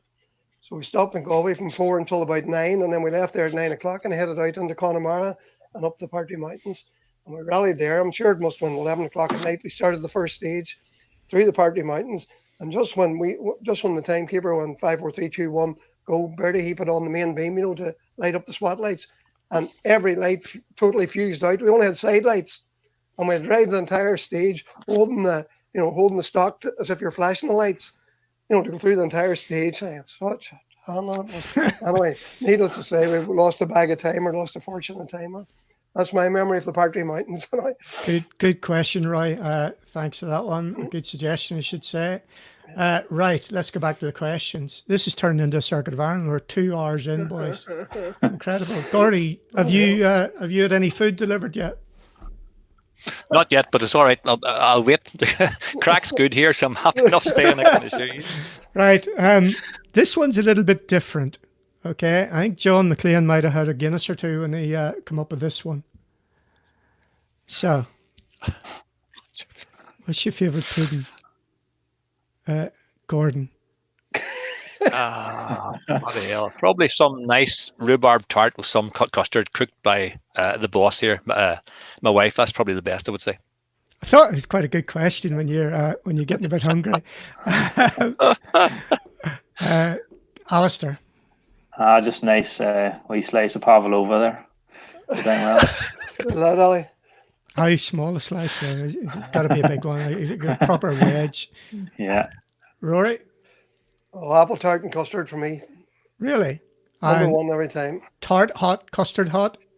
Everything hot? If possible, yeah. Right. Okay. Yeah, both hot. None of that weird cold stuff then. Yeah. Okay. I sticky toffee pudding. You can't go wrong with that. It has to be hot. And the ice cream clearly has to be cold. What is this turning into? This is right. Let's have a go with this one then. Gordy's turned the spotlights on. CBs. Spotlights on. CBs. Right. One fact about you that we don't know or would surprise us. I'll start with this one. Did you know that I taught English in Japan? Yeah. No. Why? Because I could. And I earned money doing it. So... Was that, sorry, Trevor, was that South Armagh English? Yeah, it's amazing. It's just the maddest thing that happened. So I ended up going backpacking for 3.5 years because that's what I did. And I met a guy from Limerick in Auckland, and he said you should go to Japan. And if you go and meet this guy, then he'll put you up. All you do is you go and sit with his students and talk a little bit of English 3 nights a week, and he'll pay for everything. I said, right, that's all right. And he says, then you can earn extra money by doing, other jobs on top of that. And I thought, yeah, okay, I'll do that. So I remember arriving at the station. As you get off the plane at Narita Airport, get the train into Tokyo, and everything's great. You get out and Ueno Station, it's just all these signs in kanji, so no clue where I was supposed to be going. And there's a place called Urawa, and I ended up going there and finding eventually the right station, walked out of the station, and this guy came up to me about literally 30 seconds later, said, "Are you the new English teacher?" And I thought, how the hell did he know that? Of course, I'm not thinking that I'm the strange one. Everybody else is Japanese, and there's this foreigner come in. So that was it, took me down. So eventually I ended up teaching 3 and 4 year old kids. And I was earning like 50 quid an hour, something ridiculously. This is in 1990. So I do head and shoulders, knees and toes, and anything I could think of from play school back in the day. But I'm sure you're right. There's kids or there's grown-ups walking about Tokyo saying, "What about you? How you doing?" So yeah, that was my Japanese journey. 6 months there, brilliant country, absolutely loved it. Top people. Okay, let's go for Rory's. What we don't. One fact that we don't know or would surprise you. Difficult to say, Trevor. I suppose. That you don't like rally. You don't like rally memorabilia. Well, one thing that I have done that I'm quite proud of is not got anything to do with rallying or anything, but I'm quite proud that I've I run the London Marathon on 2 occasions. I met you after one of them, Trevor, if you remember. We went for a cup of coffee or a drink afterwards. Yeah, in Victoria. All right, that's right. So I'm quite proud of doing that, and feel it was something completely different to what we do normally. And really, that's about the only surprising thing. Well, I don't even know if it's a surprising thing or not. But anyway, that's all I can really say in terms of that. All right. I'm not asking you back. Gordy? I suppose you probably wouldn't have known that at 16 years of age, I won first prize at Balmoral Show for frigging tractor driving of all things. I was brought up on a farm and used to be quite good at reversing my tractor and trailer and things like that, and then entered various competitions through the various counties through Northern Ireland. Ended up at Balmoral and won. Didn't have any license, but nobody ever asked me and never turned up, so it was good. That's my bit of history in the background you wouldn't have been aware of, I suppose. Amazing. That's brilliant. Like that. Alistair? I normally get quite a bit of abuse for this, especially from the wife, but I play bowls, if anybody's familiar with it. Like your granny would go and play. I think everybody's familiar with bowls. You don't have to explain. Go on. Indoor, outdoor. Yeah, and indoor. So just the local club, and it's something I didn't really do it for about 10 years there, and I just sort of started up again last year, and I just sort of enjoy it. It's quite relaxing in a strange way. Yeah, strange way. Okay, thanks for that. One more question then from Mr. McLean. Proudest moment, and since you're on there, we'll give you time to think about it. Back to that one. Gordy, proudest moment. The proudest moment, it's hard to know whether it's on a motorsport basis, I suppose. The culmination of Rally Ireland 2009, I suppose, when we got the last stage completed, everything went safely and everything worked. That was, to me, a culmination of 2.5 years work, I suppose, to get someone to work on that. So someone that's certainly ticked the box and I would be proud of for the future. Okay. Alistair? So looking back, it was probably winning the JWRC in France in 2014. Gordon was sitting on, and we were in the DS3. We beat all the local French sort of hot aces. There was Eric Camille, Stefan Lefebvre, Johan Russell, all the top guys, and we beat them fair and square. 3-day event in Alsace on proper tarmac roads, and it was a big result for me. Excellent. That's absolutely brilliant. For me, I would say it's actually winning the Ulster Rally more so than what we did in the World Championship in 2003. Again, what I mentioned earlier is just having my family there was an amazing thing. They all came to the Isle of Man in 2000 to see us win the British Championship. Of course, that went a bit shit with the engine expiring the first stage. So yeah, probably rally terms. That was the big one for me. Right, let's go back. Thanks for those questions, John, by the way. Apart from the pudding one, that's just stupid and bizarre, and you're weird. Right, has Gordon the route sorted for Rally Northern Ireland? There you go. The very simple answer is no. I'm not involved in the organisation team for that event. I'm not exactly sure the current status of it. I know that Bobby Willis had been working very, very hard. A lot of people interested and was almost ready to sign some sort of a deal, but with all these things, money became an issue, and the Northern Ireland government, in whatever guise he was talking to, should it be the Northern Ireland Tourist Board or the Stormont Executive directly, I'm not quite sure which, but earlier this year that funding option seemed to have dried up. So as far as I'm aware, the current Rally Northern Ireland as part of the World Rally Championship is very much on hold, and I suppose the summary is that I haven't been involved. So unfortunately, Neil, I can't give you any tips as to where that Rally Ireland may well be going, but I would be very hopeful that it may happen with Bobby's tenacity, and trying to make things happen. He certainly hasn't been given up, and he got the Circuit of Ireland into its European Championship status, and that worked well. So I do think a WRC event could work here. Whoever takes it on as the organising team will be certainly busy. There's a lot of things to do to make it happen. But the benefits for the country in terms of the economy could be fantastic. So what's this space, or whatever space it is? Guys, have you anything in the grapevine? Well, again, other than what we read, and it seems to be gathering a good bit more momentum. Trevor, I believe the new Secretary of State has a fair interest in this, and I think he's encouraging some of his committees to maybe follow it through a bit more. Now, this again is what I've read, and the sort of sentiment that you get when you speak to people.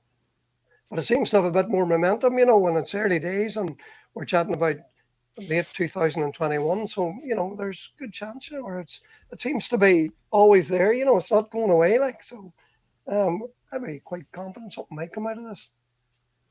Alistair, you've got your finger on the pulse. What can you tell us? We were just talking with a few friends yesterday, just sort of how spectacular it would be to watch the 2017 spec cars on the roads over here. We watched a lot of the footage online of them, and to see them over the Lake of Torhead or Glendon, Hamilton's Foley would be something definitely worth seeing. So hopefully the team can get it together and get the support, and I think everybody would love to see it coming here. We certainly have the character of our roads are something special, and I think there is a lot of events in the WRC. A lot of the gravel events are maybe pretty similar, and to come here and experience these stages would be something a lot of drivers would enjoy. Yeah, but you would want to be doing it, wouldn't you? Yeah, ideally you'd like to be doing it. So it'd be special, sort of lining up with all the big names, and hopefully it'll happen. It'll definitely give everybody a boost. It'll give everybody something to look forward to, and it would do immense things for the economy as well. Yeah, and I think the financial argument's a sound one that Ian Paisley is talking about. He's saying it's a £2 million or whatever investment, or even if it's not, it is, compared to the golf, which is focused on one particular part of Northern Ireland, where we'd be travelling around all 6 counties, bringing the rally here. But it's a business model at the end of the day. It's all down to how many golfers come back and spend money. And again, we're rallying. If they come for the rally, would they come back again? Bearing in mind that the rally wouldn't be here the 2nd, 3rd, 4th, 5th year, whatever. So it's definitely a little bit more promising than what I've seen. And as you said, Gordy, there's no better man than Bobby Willis to get his teeth into it with the support that he's got. So let's watch this space and see what will happen. Right, Rory, your proudest moment. Proudest moment. Thankfully, and I'm very privileged, had quite a few very proud moments. But one in the Circuit of Ireland in '95 was was a very, very proud moment. And first year Bertie won as well, and the families and everything were there. And up until recently, that has been my proudest moment. But in 2015, we managed to win the Donegal Rally again, myself and Gary Jennings, who I'm sure you all the listeners know, fantastic driver and flamboyant and fans' favourite and everybody's favourite. And anyway, me and him have a great rapport, and we managed to win the Donegal Rally in 2015. And, you know, to win your home rally, Trevor, is probably more special than winning any other rally. And like I've won it 3 times with Bertie back in the mid-90s. And then to win it again after all this time with Gary in 2015 was an incredibly proud moment for me personally, because at the end of the day, the cup for winning the rally is named after my late father, Jim Kennedy. So to get presented with my father's cup for the Donegal Rally, your home rally with all your family present on all your home stages, is for me, without doubt, the highlight of my career to date. Excellent. As I said, you talked about, and I've had this conversation with you on more than one occasion about the Fisher connection, and I think definitely with Alistair here, we did mention what happened way back in 2001 in the podcast, but for those people who were listening, casual listeners to it, without bringing the whole thing down, it'd just be good if you go back and just talk through how all of that landed with you guys, especially Rory, if you can remember back to it. Well, we spoke about this during the podcast recently, but really, when the Fisher tragedy happened in 2001, just prior to that, 2000, 1999, 1998, Bertie sort of hadn't concentrated as much on his own rally, and it sort of diversified and was focusing on Mark, because like Gordon said earlier, and even Ali said, Mark was at that point where he was progressing, not very quickly, but rapidly up the rally ladder, and was achieving things that other drivers had never achieved, So really a lot of Bertie's focus was on Mark, and rightly so at that time, because Bertie obviously was almost at the end of his career. Mark was very much in the beginning, like. So, we had done a lot of rallies and a lot of success, and personally learned a lot, and we're part of the best team, and Gordon knows there, it was just an incredible time, really, the 90s, when right up to 2000. But when the accident came in 2001, like, it was ironic that, first of all, what more can you say about what happened that hasn't already been said, first of all? But if you remember that particular year, 2001, there wasn't one rally in Ireland at all, because 2001 was the year of the foot and mouth disease. There may have been a rally or two near the end of the year, but virtually it wiped out rallying for the entire year. So really the entire rally community were almost in mourning or in grief for that period because of what happened. And the next year came about and rallying all started up again, and the rallying all took off and away it went again. And it's hard to think back that for all them years, right through even up to the first Rally Irelands, I think, before Ali came on the scene, the Fisher era had ended. But I'm proud to have been Ali's co-driver for them couple of years. We're together, and to re-establish that whole connection, and now to see Ali going on and competing at the level he has, and in fact winning Galway there recently, in my mind, is only the beginning of what has to come for both Ali and Gordy.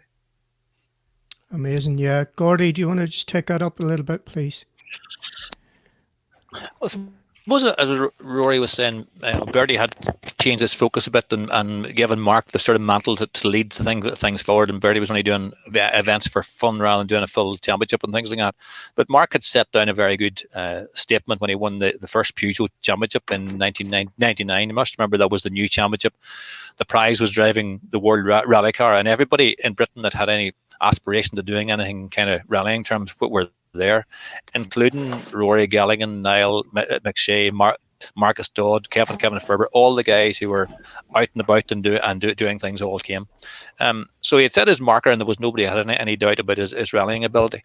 But the unfortunate circumstances of January 01, I mean, we can't dwell on them. We think about them regularly. There was a big impact on my personal life, I must say, because Mark and I were fantastic friends up to then. But it's good to remember it fondly. But we have to move forward. And as Rory says, it's now fantastic that Alistair's taken over the mantle, and I think his light's gonna shine brighter as time sort of goes on, rather than leaving it at where we are now. So difficult times, and life deals as many as a difficult blow, and that was certainly one of the biggest ones in my life anyway. So we'll have to keep the head down and keep it going. Yeah, Alistair. I suppose just picking up, whenever the accident happened, I was 11 or 12, and really, I suppose, have memories of getting the news and so on. I suppose sort of looking sort of coming up to current day, or perhaps whenever I would have started off rallying, I often sort of wondered if Uncle Bertie and Mark would have been there, sort of what advice would have given me, or how I could have bounced things off them, and maybe experiences we could have shared. But obviously that wasn't meant to be. But I'm just very proud to be able to to still compete at the sharp end, and to have had both Rory and Gordy on board. To still have Gordon on board, and just sort of kept the team together, so to speak. And I've been competing for quite a few years now, and it's always we've always sort of been, we've almost been there, and we almost sort of won big things. But hopefully we can push on and keep going forward, and maybe someday we'll get the Irish Tarmac Championship back to Ballinmuller. Yeah, I think that would be absolutely amazing when that happens, and I can't wait that to happen. Of course, in all of this, we mustn't forget the work of the Fisher Foundation. Maybe you could just clarify a little bit around that, Rory, just what happened on the back of it, because a lot of people forget about that. Yeah, well, the Fisher Foundation was formed shortly after that, and contributes to quite a few charities, and to quite a few of the motor clubs and Motorsport Ireland, Northern Ireland NICC, and so on. And it was set up in the Fisher memory, and the people who are involved in it, like Kieran McAnallen, who was Tough Mac sponsor. Kieran's very actively involved in that as well, and has been for the past number of years. And it's something that's ever present, and it's the, how would you put it, like it's very active in its own way, and it supports lots of charities, and it's great that continues the Fisher name in that form, because at the end of the day, Bertie was very charitable and very much an anonymous way, and it's great that still continues. Excellent. Okay, I've got one last question for you guys. Really simple one. What 3 words would your best friends or family use to describe you? I'm going to go to Oma first. They'll probably say I'm old is the first thing, but hopefully that's only a bit of a fallacy and a bit of a joke. I would like to think that they think I'm honest and reliable, and I'm not sure what else. That's 3 words. Unflappable. Unflappable. But take out the old, and I say hopefully I'm honest and reliable. But other people can judge me and say whatever they feel. I'm sure it'll be okay. Rory, 3 words. Before we come in here, Trevor, I said to Paula, my wife, and Karen, my daughter, I just looked up your message, and I said both of them, you have to write down for me 3 words that you would say describes me best. So just in case you think I wrote this myself, it's right here. So Paula, who's my wife and nearest and dearest, says, I'm very disciplined, I'm very focused and determined, and loyal. That's 4 things, isn't it? That's what she says anyway. And Karen, my daughter, she says, I'm very positive, always a pep and a step, and he's a good leader. So there you go. And that's where I come from. Excellent. For co-drivers, like, you can hardly count, can you? Jesus. Well, I asked my family, and yes, yeah, and they came up with this. Right. Rooster and befitting. All right. Okay. So here's the thing. Have you heard of What 3 Words? The app where are you aware of this? No, not yet, Trevor. None of you know about What 3. Huh? But Trevor, we live in a very rural community away from the big smoke of London. We live in the sticks. Right. So you love it. It's a navigation thing, right? So it's like Right. sat nav. So basically, what 3 words everywhere in the world is mapped out in a 3 square meter patch. So every 3 square meters throughout the world has got marked out 3 meters, 3 words. So whatever words you put in here, 3 words will have a destination somewhere in the world, right? So if I put in disruptive, see if this works. Right, all go wrong. Disruptive. You have to spell it first. No, you've interrupted my voice recognition now. Right, it's hard enough for my accent. Bloody hell. Go on, Gordy. Disruptive, rooster, befitting. Okay. So what you do then is you click on it and you get your map up. And then when you get your map and you scroll out, it's gone into night mode. But let's see if you can find out. If you know where that is. Where's that? Can't see. Ballymastalker Beach. Yeah. Beach. Yeah? Yeah. Ballymastalker Beach. Yeah. Where's I that? know where that is. Where is it? Bottom of Knockalla. It is. That's the start So of the 3 words start that of the describe knockout date. what's the chances of that? The 3 words that describe me is the start line of Knockalla. Wow. That's incredible. What 3 words is the app that you need? Gordy's downloading the app now. He's onto that big style, aren't you? Oh God, I've educated you. My goodness. Right, guys, that's about it. Unless you've got any other gems, just have a look in the comments to see if anybody needs anything else. We haven't got the Leah. routes sorted. Beg your pardon, Trevor, there. Lee Annett there, thanks to Lee Annett there, Fisher Foundation has funded and supported some great let's work get that over up the there. years, particularly around safety and motorsport. Yeah, Thanks for that, Lee Annett. Yeah. yeah, well done, Lee. Thank you. for reminding us of that. Yeah. Let's go with this one. May as well. Alistair. Yeah, Matt's a bit of a rally enthusiast. He's pretty local to myself. I think he's from Tampo. So from the point of view of a car, probably from an enjoyment point of view, would be the Fiesta Super 2000 that I competed on a few events in 2011 and 2012. Just to really, it's one of them cars you really have to grab it by the scruff of the neck just to get the most out of it. It's really aggressive, but the suspension and the handling is just something else. And it was like whenever it arrived on the scene, it was just a pretty cool looking car. And to have competed with it on Donegal with Rory, we finished second, and then we done Rally Danbard night on Rally GB and IRC Rally Scotland, and it's just a awesome piece of kit and very enjoyable to drive whenever you get it right.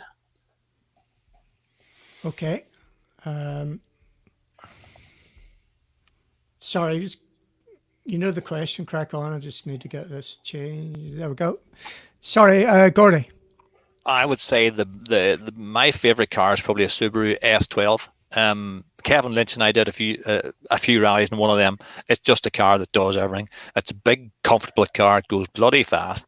It rides the bumps really, really well, and it gives you almost a false sense of security because it goes fast and works so well. You know, it's just a fine bit of kit. But I would have to say that the latest R5 Fiesta and Polo are probably the most efficient car when it comes to going around corners and braking and things like that. So it's just the technology step has made that work so well. You know, fire away, Rory. Well, I'm going to wind the clock back a bit. I've been on some fantastic cars through the years, but I wind all the way back to 1989 and 1990 when we rallied the ProDrive BMW M3. What a fantastic bit of kit. What a machine. I didn't see that coming. Oh, for frig's sake. Well, this was the most unbelievable car ever. Even the noise it made was incredible. And, you know, if you think about it, we had been through the Skonas, the Mark IIs, the Skonas, the Mantas, the Sierras, And I think the GT4 Toyotas were coming on the scene at that point. But the last great two-wheel drive cars, without a shade of a doubt, was them BMW M3s. And we had some rallies, and we won a few rallies, and we won a championship or two in it. But my fondest memories are definitely the BMW M3. Excellent. Good to know. Mine would have been, I reckon, it would have to be a 206 World Rally car, but in saying that, F2 kit cars were awesome. The noise is just, I remember Jim Clark Rally in 2000, the first couple of stages were the Mickey Mouse ones through the Ford. Can't remember the name of those. Nisbet it was called, wasn't it? But then you started the other end of the mountain. We came down just basically from the top part down through the trees, and it was just on fire. Everything was just come together. We were leading the rally until we shot through the hedge. But kit cars, yeah, they're hard to beat as well. Have you ever sat in kit cars, you boys? I think I was never in one, Anna. Super 2000, Trevor, I think. Aye. Well, sorry, I beg your pardon. F2000. F2000. I think we were in the Seat. David Higgins and me did GB in a Seat F2000, wasn't it? Don't know. Yeah, back. It was a works car, like. Yeah, cool. Yeah. Right. Who else we got here? Any more? Robbie McGurk's on there. Is it? Robbie McGurk's on there wanting to know, Rory, you want to try an Avenger?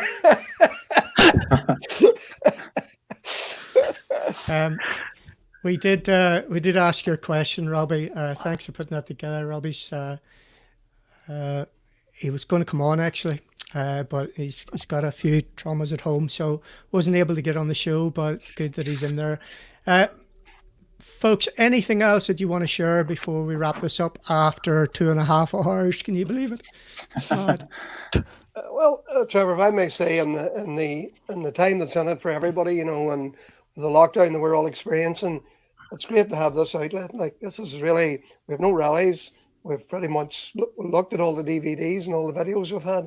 This is a refreshing change to talk about something like this and share stories and speak openly and see all the comments that come in. Like, it's very refreshing, and I, for one, am delighted to be part of it anyway.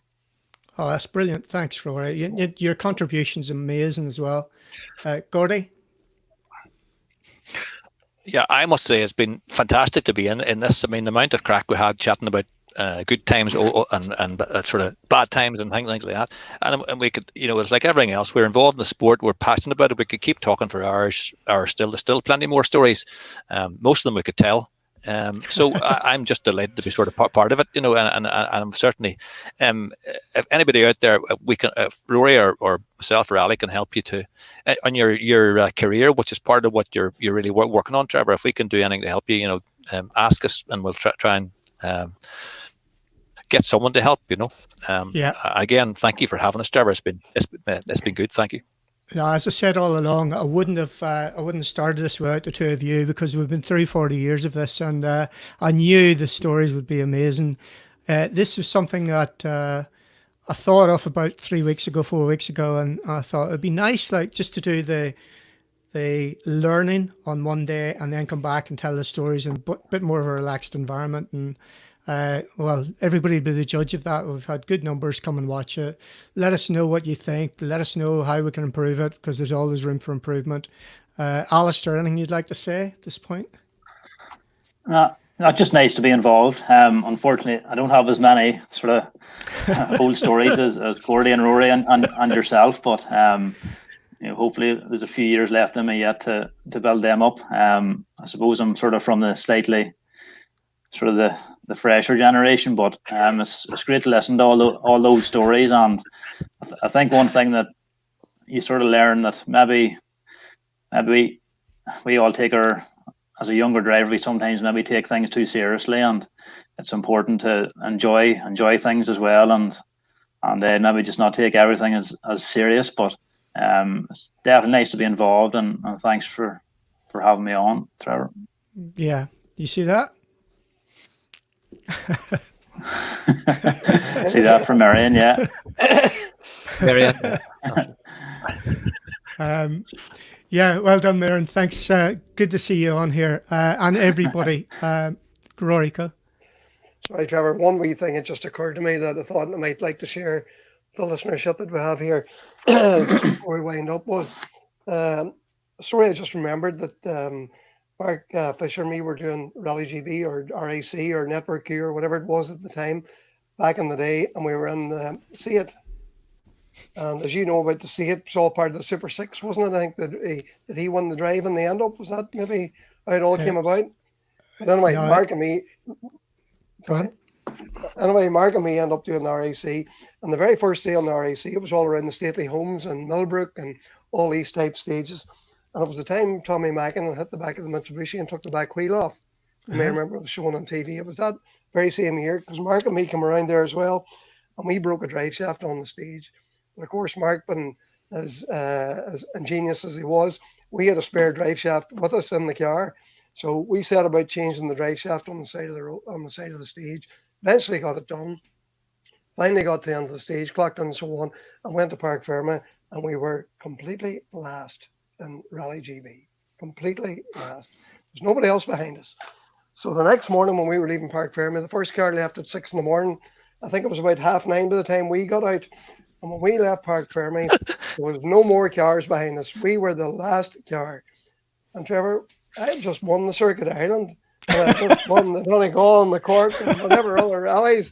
And I was turned around and I says, Fisher, what the fuck's going on? Completely last. And what's more, there was a Renault 4. I'll repeat that, a Renault 4 in front of us. These two French guys that were just turning around doing a couple of world rallies and the Renault 4. So they were second last and we were last. And the first stage that morning was up in Radnor. And we arrived up at the start of the stage, and of course we were the very last car coming to the start line, and the Renault 4 was sitting on the start line. And I looked over at Mark, or Screech as we called him then, and I says, 1 mile, Fisher, 1 mile as I'm giving you to pass that friggin' thing. The boys took off in the Renault 4 down the stage, and a minute later, anyway, we took off, and of course, as you know, Mark would have had the steering wheel off the yoke, like he was on top of the yoke, and flat out down the stage. And of course, within 1 mile, we caught and passed the boy. It was a remarkable situation, if you can only picture it, you know. And I wouldn't mind, but a couple of stages later, the yoke broke for good anyway, and that was the end of the whole thing. But it was one of them situations that you could hardly believe it. Do you remember them Renault Ford cars? Do you remember what they were? Yeah. I remember. You know, Do you remember? change that. And the Trabants. Remember the Trabants doing the RSC rally? Because that was you. Who was talking about the frost plug? It was you, Gordy, earlier. That's what happened to me in the. I talked about it in the podcast. But first ever rally with Billy Gates in the Wartburg night, it popped a frost plug. But this is the start of being. Using your ingenuity. So there was a bottle of Coke in the car. So screwed off the top of the Coca-Cola bottle, got some insulating tape, wrapped it round, wedged it back in, fired the Coca-Cola and got us home. Ding, ding, ding, ding, ding, ding, ding, ding, ding. 3-cylinder, 2-stroke. So I didn't do another rally in that car. There's a great story about Billy Gates and his co-driver Pat Carher, I think his name was. It was in the Rally of the Pines, certainly one of the gravel rallies. And they were going downhill and Billy ran out of brakes. And the guys worked in the Ulster meets, so there was no racing overalls or anything back in their days, but they went rallying in the white overalls that they had from the Ulster meets.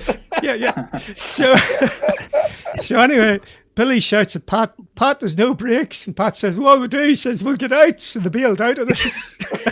Apparently. Or maybe it's all hearsay, but some different rally cars. Right, guys, we're 2.5 hours in, and I'm paying per second for this. I'm not really. Gordy hasn't had his dinner yet. Not about my dinner.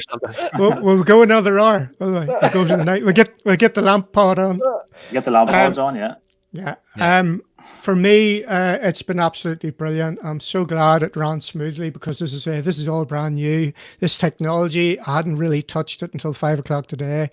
I think I've sort of got a better understanding now. The next one might be better. There will be a next one. If you're interested, the next podcast is going to be with Martin Rowe. That'll be on Friday week. We'll do that if I can get it edited in time. And then we'll probably do one of these with Martin on well, 2 weeks tonight as well, if he's up for it. Bearing in mind he's in Whistler in Canada, and it'll be about 9 o'clock in the morning when we start with it. Again, any feedback, any comments, guys? If you want to do this again, we'll find a way probably of doing it. But yeah, I've enjoyed it. Thanks very much for everybody who got involved. There's 200 odd people give up their Sunday night to watch it, and that's brilliant. That's not counting the people who'll probably watch it then tomorrow or over the rest of the week, which is great. Nothing more from me to add. That's it, guys. Thanks for all your contribution. Alistair, thanks for keeping the secret and for staying with us all night. You're going to have to go back and explain to your family what happened to you. So yeah, just slipped off for 3 hours here. So, so your mummy's on there looking for you, Ellie. She's on there. I see that. Very good. Hopefully Fiona's the kids in bed here. That's right. One less job for you. Guys, thanks very much. I'm going to call it, if that's okay. We'll catch you next time somewhere. Okay, Trev. Thanks. Thank you. Cheers. Thank you very much. Cheers, White. Cheers. Cheers.